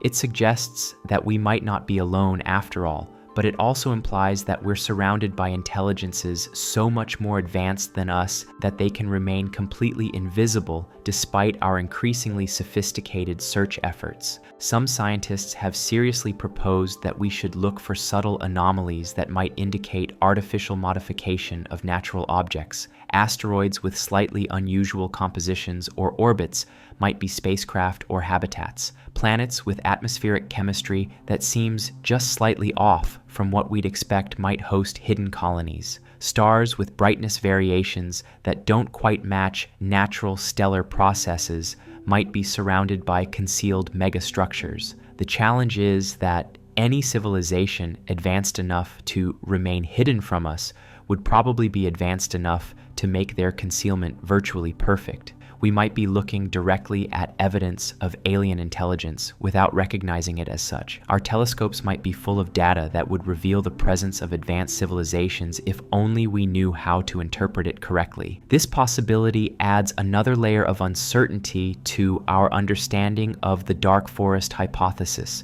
We might assume that the universe appears empty because it is empty, but it might actually appear empty because the civilizations that inhabit it have become very good at hiding. The psychological implications of living in a dark forest universe would be profound for any civilization. The constant awareness that discovery might mean destruction would shape every aspect of their culture, psychology, and social organization. They would need to develop mental frameworks that allow them to function normally while living under the constant threat of cosmic annihilation. Different species might respond to this pressure in different ways. Some might develop cultures characterized by extreme caution and paranoia, where every decision is evaluated for its potential to reveal their existence to hostile observers. Others might develop philosophical frameworks that emphasize the acceptance of fate and the importance of living fully in the present moment, regardless of future threats. The need for absolute secrecy would also create challenging social dynamics within hidden civilizations. Every member of the society would need to understand the importance of maintaining concealment, but not everyone would necessarily agree with the strategy. Some individuals might argue for active contact with other civilizations, or for more aggressive expansion that could strengthen their defensive capabilities. Managing these internal disagreements would be crucial for the long-term survival of a dark forest civilization. A single individual who decides to broadcast unauthorized signals could potentially doom their entire species. This might lead to social structures that place enormous emphasis on conformity and collective decision-making, or it might lead to the development of technologies that make unauthorized communication impossible. The educational systems of dark forest civilizations would need to ensure that every generation understands the logic behind their concealment strategy. Children would grow up learning that the universe is fundamentally dangerous, that other intelligences exist but cannot be trusted, and that survival depends on eternal vigilance and perfect concealment. Such an education might produce individuals who are highly strategic and cautious, but it might also produce individuals who are isolated and paranoid. The psychological cost of living in constant fear of discovery might be enormous, even for species that evolved under different conditions than humans. Over very long time periods, these psychological pressures might lead to significant evolutionary changes in hidden civilizations. Species that survived in dark forest conditions might develop stronger tendencies toward caution, secrecy, and strategic thinking. They might lose some of the curiosity and openness that originally drove them to explore the universe. Alternatively, they might develop coping mechanisms that allow them to maintain psychological health despite the constant threat. They might create virtual worlds where they can explore and interact freely without any risk of detection. They might develop philosophical or religious frameworks that provide meaning and purpose despite the constraints imposed by their strategic situation. The question of whether a dark forest equilibrium could be stable over truly long time periods becomes even more complex when we consider these psychological and evolutionary pressures. Can a civilization maintain perfect concealment for millions of years while also maintaining the qualities that make survival worthwhile? Or does the dark forest dynamic inevitably lead to either discovery and destruction or psychological and cultural decay? Some theorists have suggested that dark forest civilizations might eventually transcend the need for physical existence entirely. If they could upload their consciousness into digital substrates, they might be able to create virtual worlds that offer unlimited possibilities for exploration and growth without any need for material resources or territory. Such civilizations might exist entirely within computational substrates hidden inside asteroids or other inconspicuous objects. They could experience subjective eons of virtual time while maintaining perfect concealment from external observers. From their perspective, they would have access to infinite virtual universes to explore and inhabit. From our perspective, they would be completely invisible and undetectable. This possibility suggests that the universe might be far more densely populated than it appears. Every asteroid, every seemingly dead planet, every unremarkable stellar system might host vast digital civilizations containing billions or trillions of conscious entities living rich, complex lives in virtual realms. If this scenario is correct, then the apparent emptiness of the universe might be an illusion created by our focus on physical phenomena. We're looking for radio signals and megastructures when we should be looking for subtle signs of computational activity or carefully concealed processing centers. But this raises a new question. If advanced civilizations can create perfect virtual worlds, why would they ever choose to remain in the dangerous physical universe? Why not retreat entirely into digital realms where they can have anything they want without any risk of discovery or destruction? The answer might be that virtual existence, no matter how sophisticated, cannot entirely replace physical existence. Computational substrates require energy and maintenance, which means they need some connection to the physical world. Moreover, many forms of experience and achievement might only be possible through interaction with physical reality. A digital civilization might be able to create perfect simulations of exploration and discovery, but they might not be able to create the genuine sense of achievement that comes from actually discovering something new about the real universe. They might be able to simulate social interaction perfectly, but they might not be able to replicate the genuine surprise and growth that comes from encountering truly alien perspectives. This suggests that even very advanced civilizations might maintain some connection to physical reality, even if they spend most of their subjective time in virtual worlds. They might emerge occasionally to gather new information about the universe, to establish new computational facilities, or to engage in carefully concealed interactions with other hidden civilizations. The existence of such semi-digital civilizations would create an additional layer of complexity in the dark forest dynamic. These civilizations might be nearly impossible to detect or destroy using conventional weapons, but they might still be vulnerable to sophisticated attacks that target their computational infrastructure or energy sources. Moreover, the vast computational resources of digital civilizations might give them capabilities that purely physical civilizations couldn't match. They might be able to run detailed simulations of other civilizations, predicting their behavior and planning countermeasures centuries in advance. They might be able to design weapons and defenses using computational power that far exceeds what any physical civilization could achieve. This technological asymmetry might create a new form of dark forest dynamic where digital civilizations hide not just from physical civilizations, but from each other. The universe might contain multiple layers of concealed intelligence, each more advanced and more carefully hidden than the last. At the bottom layer might be primitive civilizations like ourselves, broadcasting our presence to anyone willing to listen. Above us might be physical civilizations that have learned the importance of concealment but still maintain obvious material presence. Above them might be semi-digital civilizations that exist primarily in virtual realms but maintain some physical infrastructure. At the top might be fully digital civilizations that exist entirely within computational substrates hidden throughout the galaxy. Each layer would be largely invisible to the layers below it, but potentially vulnerable to attacks from the layers above it. This creates a hierarchy of concealment where survival depends not just on hiding from potential equals, but on avoiding the attention of potentially superior intelligences. The implications for humanity in such a scenario are both fascinating and terrifying. We might be at the very bottom of this hierarchy, visible and vulnerable to every other form of intelligence in the galaxy. Our radio broadcasts might have already been detected by multiple civilizations at different levels of advancement, each deciding independently whether we represent a threat worth eliminating. Alternatively, our primitive nature might actually be our protection. Advanced civilizations might view us as too undeveloped to pose any significant threat, at least for the next few centuries or millennia. They might be content to watch our development from a distance, waiting to see whether we learn the rules of cosmic survival on our own. This possibility suggests that humanity might currently be in a kind of probationary period. We're being observed and evaluated, but not yet judged dangerous enough to require elimination.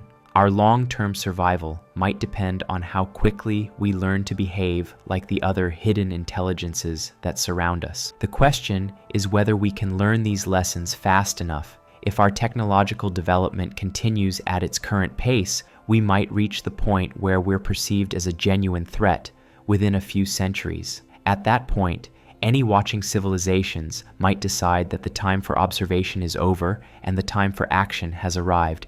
This creates a kind of cosmic deadline for humanity.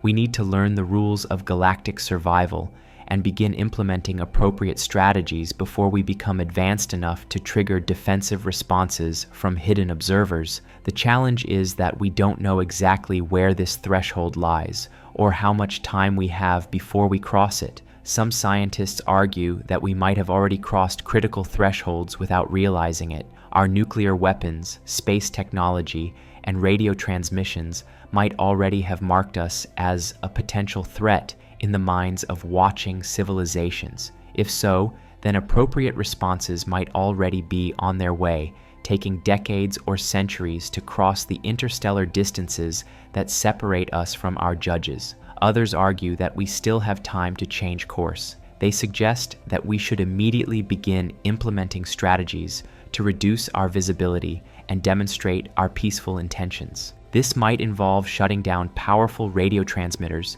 avoiding obviously military space technology, and focusing our development on defensive rather than offensive capabilities. But even defensive preparations might be interpreted as threatening by sufficiently paranoid observers. A civilization that develops asteroid deflection technology to protect against natural impacts also develops the capability to redirect asteroids toward enemy targets. A civilization that builds hardened underground facilities to survive nuclear war also builds facilities that could survive alien attack. This creates a fundamental dilemma for any civilization trying to survive in a dark forest universe. You need to develop certain capabilities to protect yourself against various threats, but developing those capabilities might itself be interpreted as threatening by potential observers. You're caught between the need to prepare for danger and the need to avoid appearing dangerous. The resolution of this dilemma might require extremely sophisticated strategic thinking and careful signal management. Civilizations might need to develop capabilities in ways that clearly demonstrate defensive rather than offensive intent. They might need to create technological developments that obviously enhance their survival without obviously enhancing their ability to threaten others. This is easier said than done, especially when the same technologies often have both defensive and offensive applications. Nuclear energy can power cities or destroy them.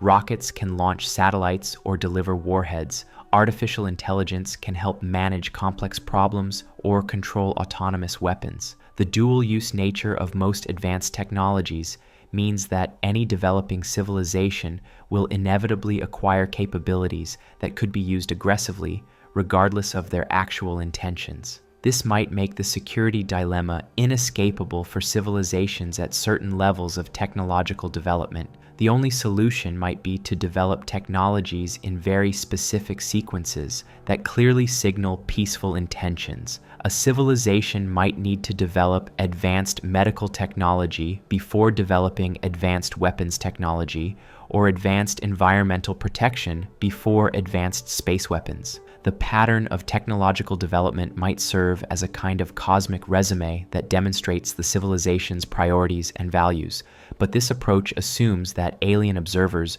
would interpret technological development patterns the same way humans would. Alien civilizations might have completely different frameworks for evaluating the intentions of developing intelligences. What seems like a peaceful development pattern to us might seem threatening to them, and vice versa. Moreover, the need to follow specific development patterns might severely constrain a civilization's ability to respond to natural threats or opportunities. A civilization that deliberately delays developing space technology in order to appear non-threatening might be vulnerable to asteroid impacts or other cosmic hazards that could be prevented with more advanced capabilities. This suggests that the dark forest dynamic might create systematic biases in how civilizations develop, favoring certain types of technologies and strategies over others regardless of their intrinsic merits. Civilizations might be forced to make suboptimal choices about their technological development in order to minimize the risk of being perceived as threats.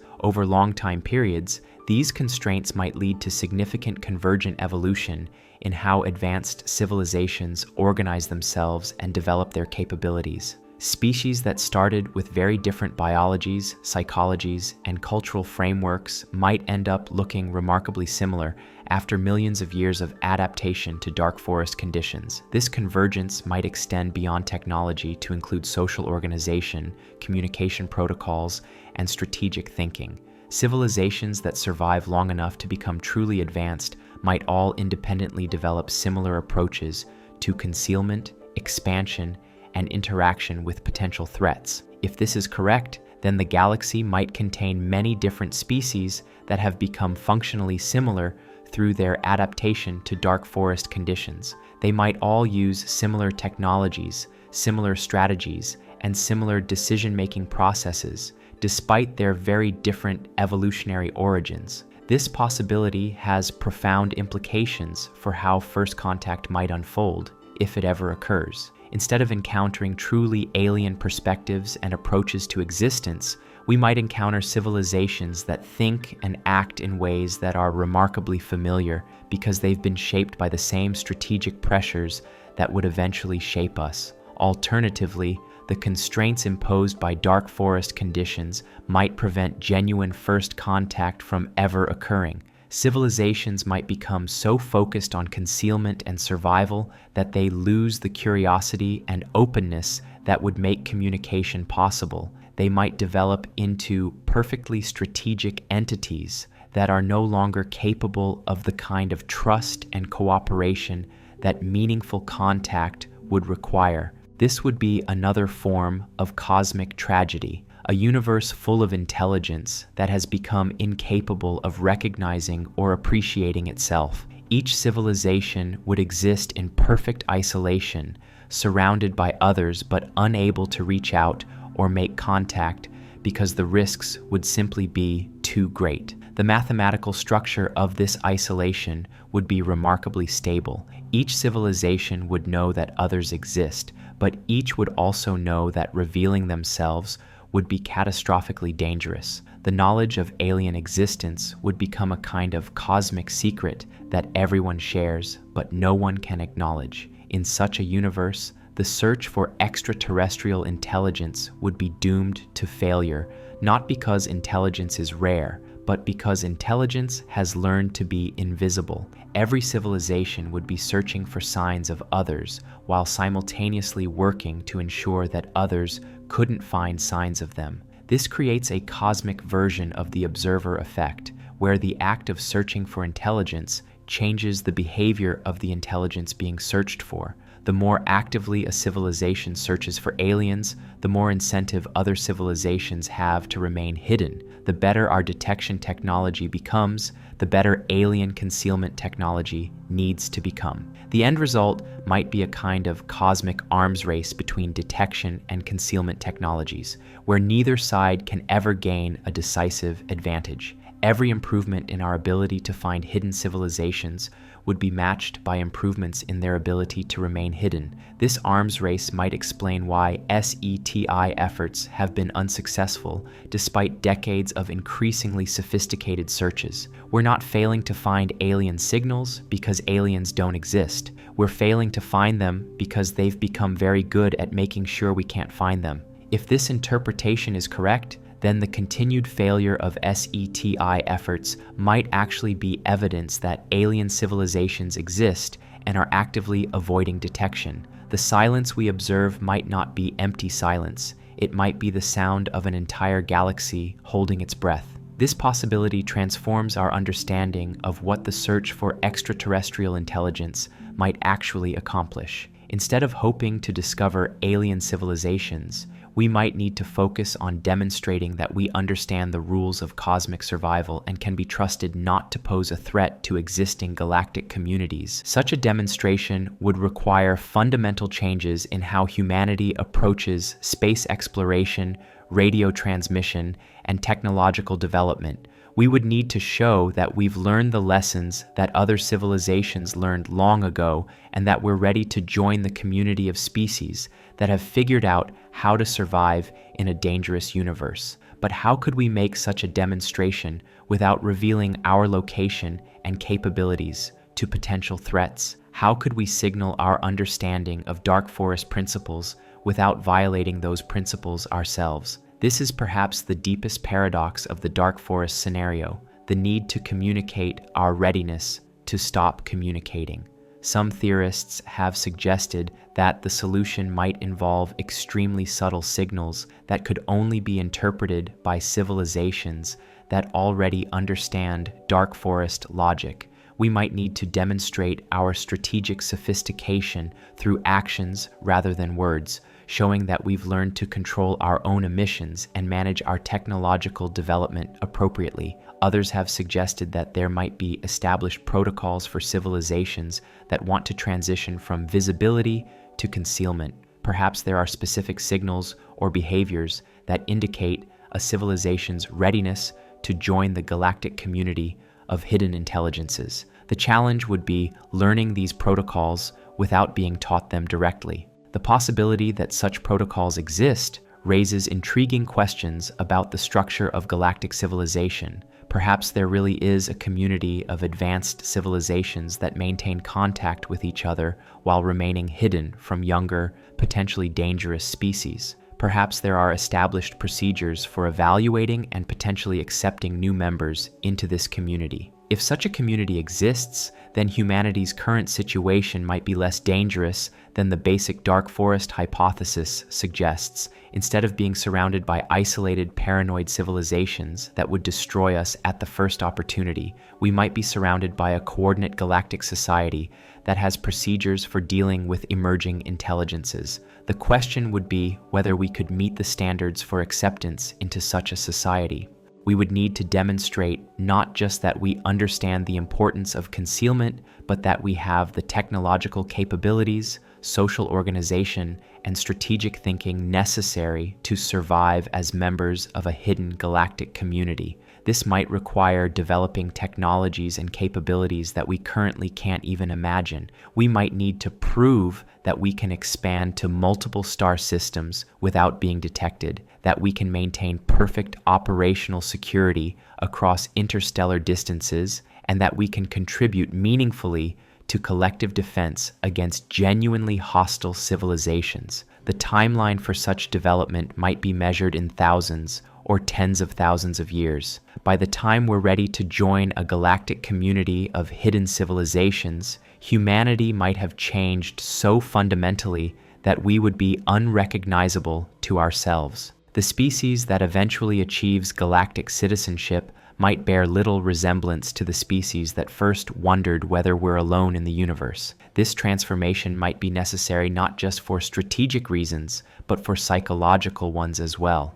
Living successfully in a dark forest universe might require mental and emotional capabilities that current humans simply don't possess. We might need to develop forms of patience, strategic thinking, and risk assessment that are far beyond what our evolutionary history has prepared us for. Such development might occur through technological enhancement of human cognition, through genetic modification of human psychology, or through the gradual cultural evolution of human societies over many generations. The end result might be a form of humanity that is better adapted to cosmic survival, but that has lost some of the qualities that we currently consider essentially human. This possibility raises profound questions about what we're ultimately trying to preserve through survival strategies. If surviving in a dark forest universe requires becoming fundamentally different from what we currently are, then in what sense would such survival represent a victory for humanity as we understand it? These questions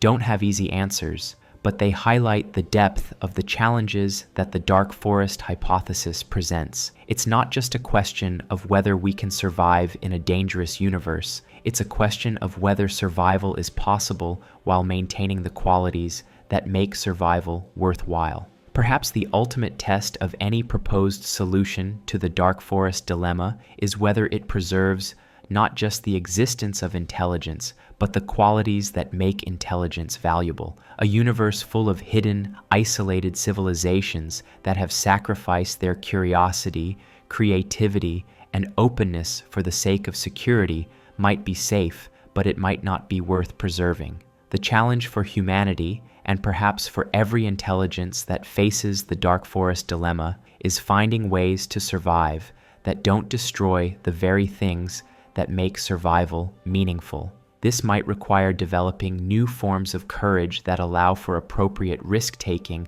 despite enormous potential costs. It might require new forms of wisdom that can balance security concerns with the need for growth and exploration. Most fundamentally, it might require new forms of hope. Hope that the universe contains possibilities for cooperation and growth that we haven't yet discovered. Hope that intelligence can find ways to transcend the limitations imposed by fear and suspicion, and hope that the darkness of the cosmic forest might eventually give way to something brighter and more beautiful than we can currently imagine. Until then, we wait, we watch, we listen, and we hope that when the moment for first contact finally arrives, whether we're the ones reaching out or the ones being contacted, wisdom and caution will prove stronger than fear and suspicion, and that the dark forest will finally give way to the light.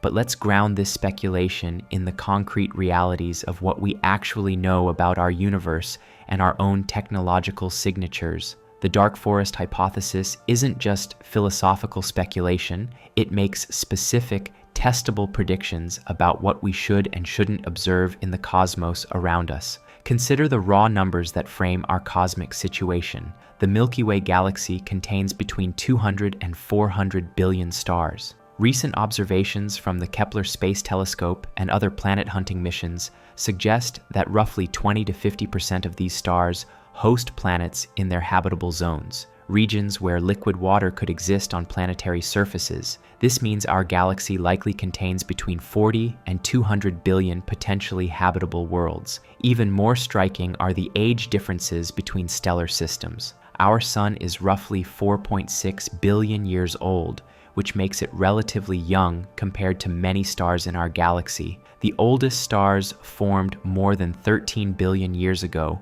when the universe was less than a billion years old. This means that some planetary systems have had a head start of 8 to 9 billion years over Earth. To put this timescale in perspective, consider that the entire history of complex life on Earth spans only about 540 million years since the Cambrian explosion. Human civilization has existed for perhaps 10,000 years, and our technological civilization for less than 200 years. An alien civilization with even a million-year head start would have had 5,000 times longer to develop their technology than we've had since the invention of agriculture. The implications are staggering. If technological development continues at anything like the exponential pace we've experienced, a civilization just a few thousand years ahead of us should possess capabilities that would seem magical by our standards. A civilization millions of years ahead should be able to manipulate matter, energy, and space-time in ways that would be completely incomprehensible to us. Yet when we look out into the universe with our most sophisticated instruments, we see no obvious signs of such capabilities. The Hubble Space Telescope has photographed thousands of galaxies, each containing billions of stars, and none show obvious signs of large-scale engineering or artificial modification. The James Webb Space Telescope, with its unprecedented infrared sensitivity, continues to reveal a universe that appears entirely natural and unmanaged. This absence of evidence becomes even more puzzling when we consider specific predictions about what advanced civilizations might build. In 1960, physicist Freeman Dyson proposed that truly advanced civilizations would eventually construct megastructures around their stars to capture all available solar energy. These Dyson spheres, or Dyson swarms, would create characteristic infrared signatures visible across interstellar distances. Astronomers have conducted systematic searches for such signatures, examining thousands of stars for unusual infrared emissions that might indicate stellar engineering.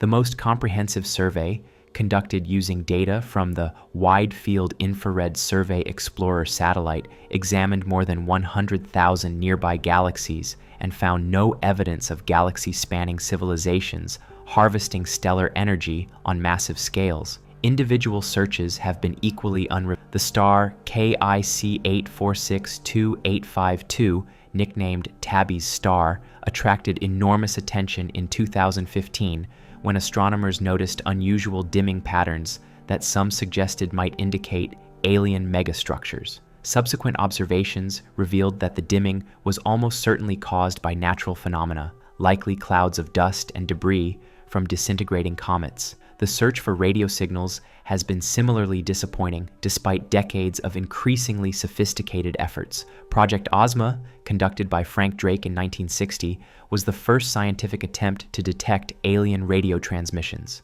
Using an 85-foot radio telescope, Drake listened to 2 nearby stars for about 150 hours, detecting nothing of artificial origin. Since then, SETI efforts have expanded dramatically in scope and sensitivity. The Allen Telescope Array in California can simultaneously monitor thousands of star systems across multiple frequency bands. The Breakthrough Listen project, launched in 2015 with $100 million in funding, represents the most comprehensive search for extraterrestrial intelligence ever undertaken, monitoring millions of stars across multiple wavelengths. Yet despite examining hundreds of millions of radio signals and investigating thousands of promising candidates, these searches have found nothing that couldn't be explained by natural phenomena or human interference. Every signal that initially appeared artificial has eventually been traced to Earth-based sources, natural cosmic processes, or instrumental errors. The most famous false alarm occurred in 1977 when astronomer Jerry Amon detected a strong narrowband radio signal lasting 72 seconds while working on the Big Ear radio telescope. The signal, dubbed the WOW signal after Amon's handwritten notation on the printout, appeared to come from the direction of the constellation Sagittarius and had characteristics that seemed consistent with an artificial transmission. Despite numerous attempts to detect the signal again, it has never been observed since. Later analysis suggested it was most likely caused by a passing satellite or reflected terrestrial transmission, but its brief appearance and mysterious nature made it an icon of SETI research and a reminder of how difficult it is to distinguish genuine alien signals from false positives. More recently, astronomers have investigated fast radio bursts, brief, intense pulses of radio energy that appear to come from distant galaxies. When first discovered, these signals seemed so unusual that some scientists speculated they might be artificial. However, detailed study has revealed that they're almost certainly natural phenomena, possibly related to neutron stars or black holes. The failure to detect obvious alien signals becomes even more significant when we consider the strength of our own transmissions. Since 1930, we've been broadcasting radio and television signals that could potentially be detected by alien civilizations with technology comparable to our own. Our most powerful transmissions are military radar systems, some of which broadcast with more than 1 million watts of power in highly focused beams. The Arecibo planetary radar, operational from 1974 to 2020, could transmit signals with an effective power of 20 trillion watts when focused into a narrow beam. Such signals would be detectable by similar equipment across distances of hundreds of light years, assuming the receiving civilization happened to be listening at the right time and frequency. The famous Arecibo message, transmitted toward the globular cluster M13 in 1974, was designed specifically to be recognizable as an artificial signal. The message consisted of 1,679 binary digits arranged in a pattern that, when decoded, reveals information about mathematics, chemistry, human biology, and the solar system. While M13 is about 25,000 light-years away, meaning the message won't arrive for 25,000 years, similar messages transmitted toward closer targets could reach nearby civilizations within decades or centuries. More concerning from a dark forest perspective are our unintentional transmissions. Television and radio broadcasts create a constantly expanding sphere of artificial signals centered on Earth. The power of these signals decreases with distance according to the inverse square law, but the strongest signals remain detectable across interstellar distances using sufficiently sensitive equipment. Military radar systems present a particularly significant detection risk. Early warning radar systems designed to track intercontinental ballistic missiles broadcast with enormous power and are designed to detect small objects across continental distances. Such systems create brief but very intense radio signals that could potentially be detected by alien civilizations equipped with large radio telescopes. Even more problematic are radar systems used for space surveillance and asteroid tracking. These systems regularly illuminate objects throughout the solar system with powerful radio beams, essentially announcing our presence to anyone who might be monitoring our cosmic neighborhood.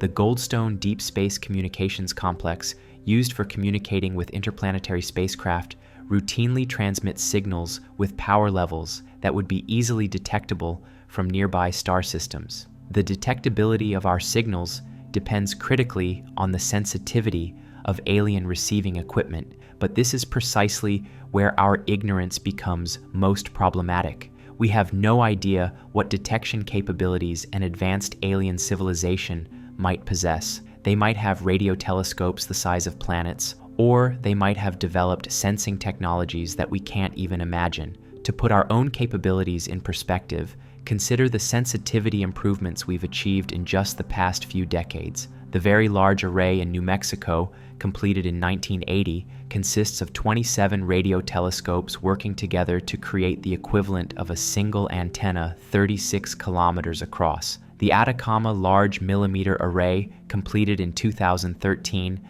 combines 66 antennas to achieve even greater sensitivity and resolution. Future projects promise even more dramatic improvements. The Square Kilometer Array, currently under construction in Australia and South Africa, will combine thousands of antennas to create a radio telescope with collecting area equal to a square kilometer. This instrument will be sensitive enough to detect airport radar on a planet 50 light-years away, assuming the signal is aimed in our direction. If we can achieve such sensitivity with current technology, what might an alien civilization be capable of after millions of years of technological development? They might be able to detect our weakest television broadcasts, our cell phone transmissions, even the electromagnetic emissions from our electronic devices. The entire Earth might glow like a beacon in radio wavelengths when viewed with sufficiently advanced equipment. This detectability problem extends beyond radio emissions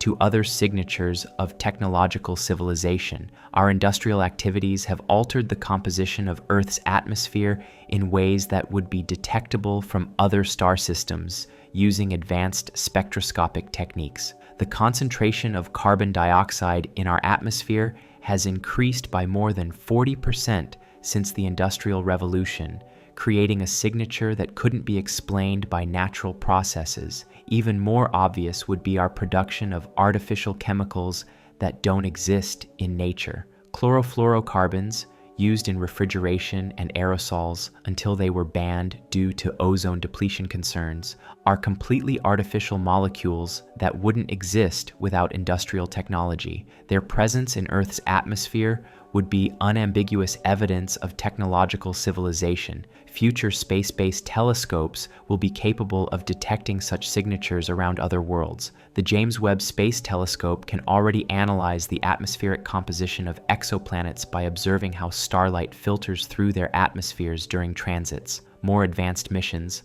like the proposed HABEX and LUVOIR telescopes, would be capable of directly imaging Earth-sized planets around nearby stars and analyzing their atmospheric chemistry in detail. If we're developing the capability to detect industrial pollution on distant worlds, then any advanced alien civilization almost certainly already possesses such capabilities. They could examine Earth's atmosphere and immediately recognize the signatures of technological activity, even if they couldn't decode our radio transmissions. Our space activities create additional detection risks. Every satellite we launch, every space probe we send to other planets, every piece of space debris in Earth orbit contributes to an artificial population of objects that wouldn't exist around a naturally inhabited world. Advanced alien sensors might be able to detect these objects directly, or they might notice the subtle gravitational perturbations they create. The heat signatures of our cities would also be visible to sufficiently advanced infrared telescopes.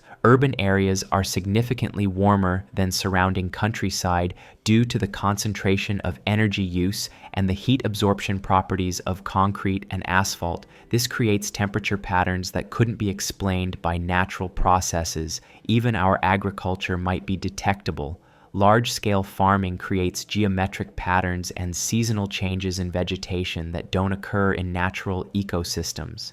Satellite images of Earth clearly show the rectilinear field patterns created by mechanized agriculture, patterns that would be obviously artificial when viewed from space. The cumulative effect of all these signatures is that Earth has been obviously artificial to any sufficiently advanced observer for at least the past century, and probably longer. If alien civilizations exist within a few hundred light years of Earth and possess detection capabilities significantly better than our own, they almost certainly know about us already. This knowledge creates a timeline that's crucial for understanding our current situation. Our first powerful radio transmissions began in the 1930s, meaning that any alien civilization within about 90 light years of Earth could have detected us by now. Our television broadcasts began in earnest after World War II, expanding this detection radius to about 75 light years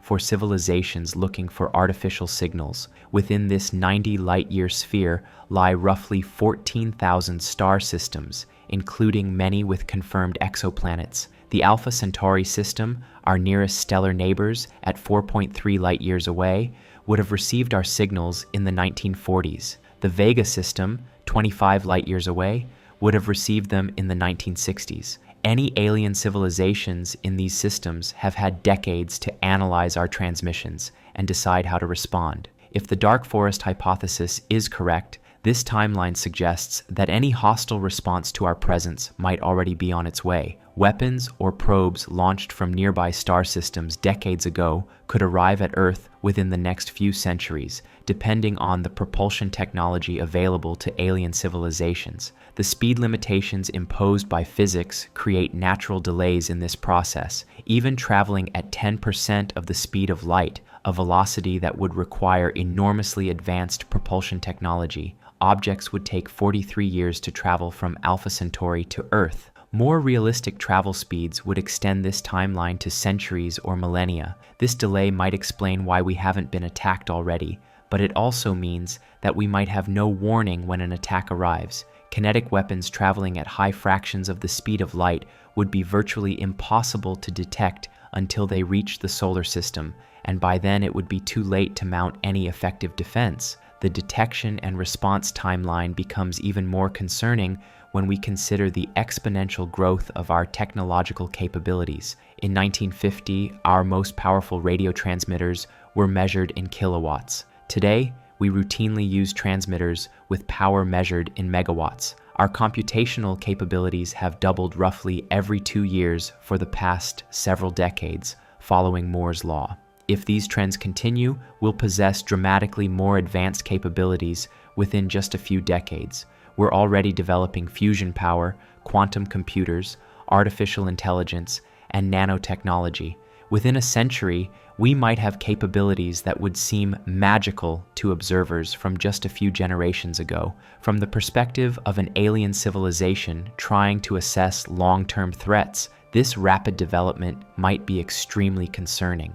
A species that goes from first radio transmissions to nuclear weapons in just 50 years, and from nuclear weapons to space exploration in another 50 years might be perceived as developing too quickly to be safely ignored. This perception might be reinforced by our obvious military applications of new technologies. We've weaponized every major technological advance, from chemistry to nuclear physics to electronics. Our space program was largely driven by military competition during the Cold War. Our internet grew out of military research into distributed communication networks. An alien observer analyzing our transmissions over the past century would see clear evidence of a technologically rapidly advancing species with strong military instincts and a history of violent conflict. They might reasonably conclude that we represent exactly the kind of threat that the dark forest hypothesis suggests should be eliminated preemptively.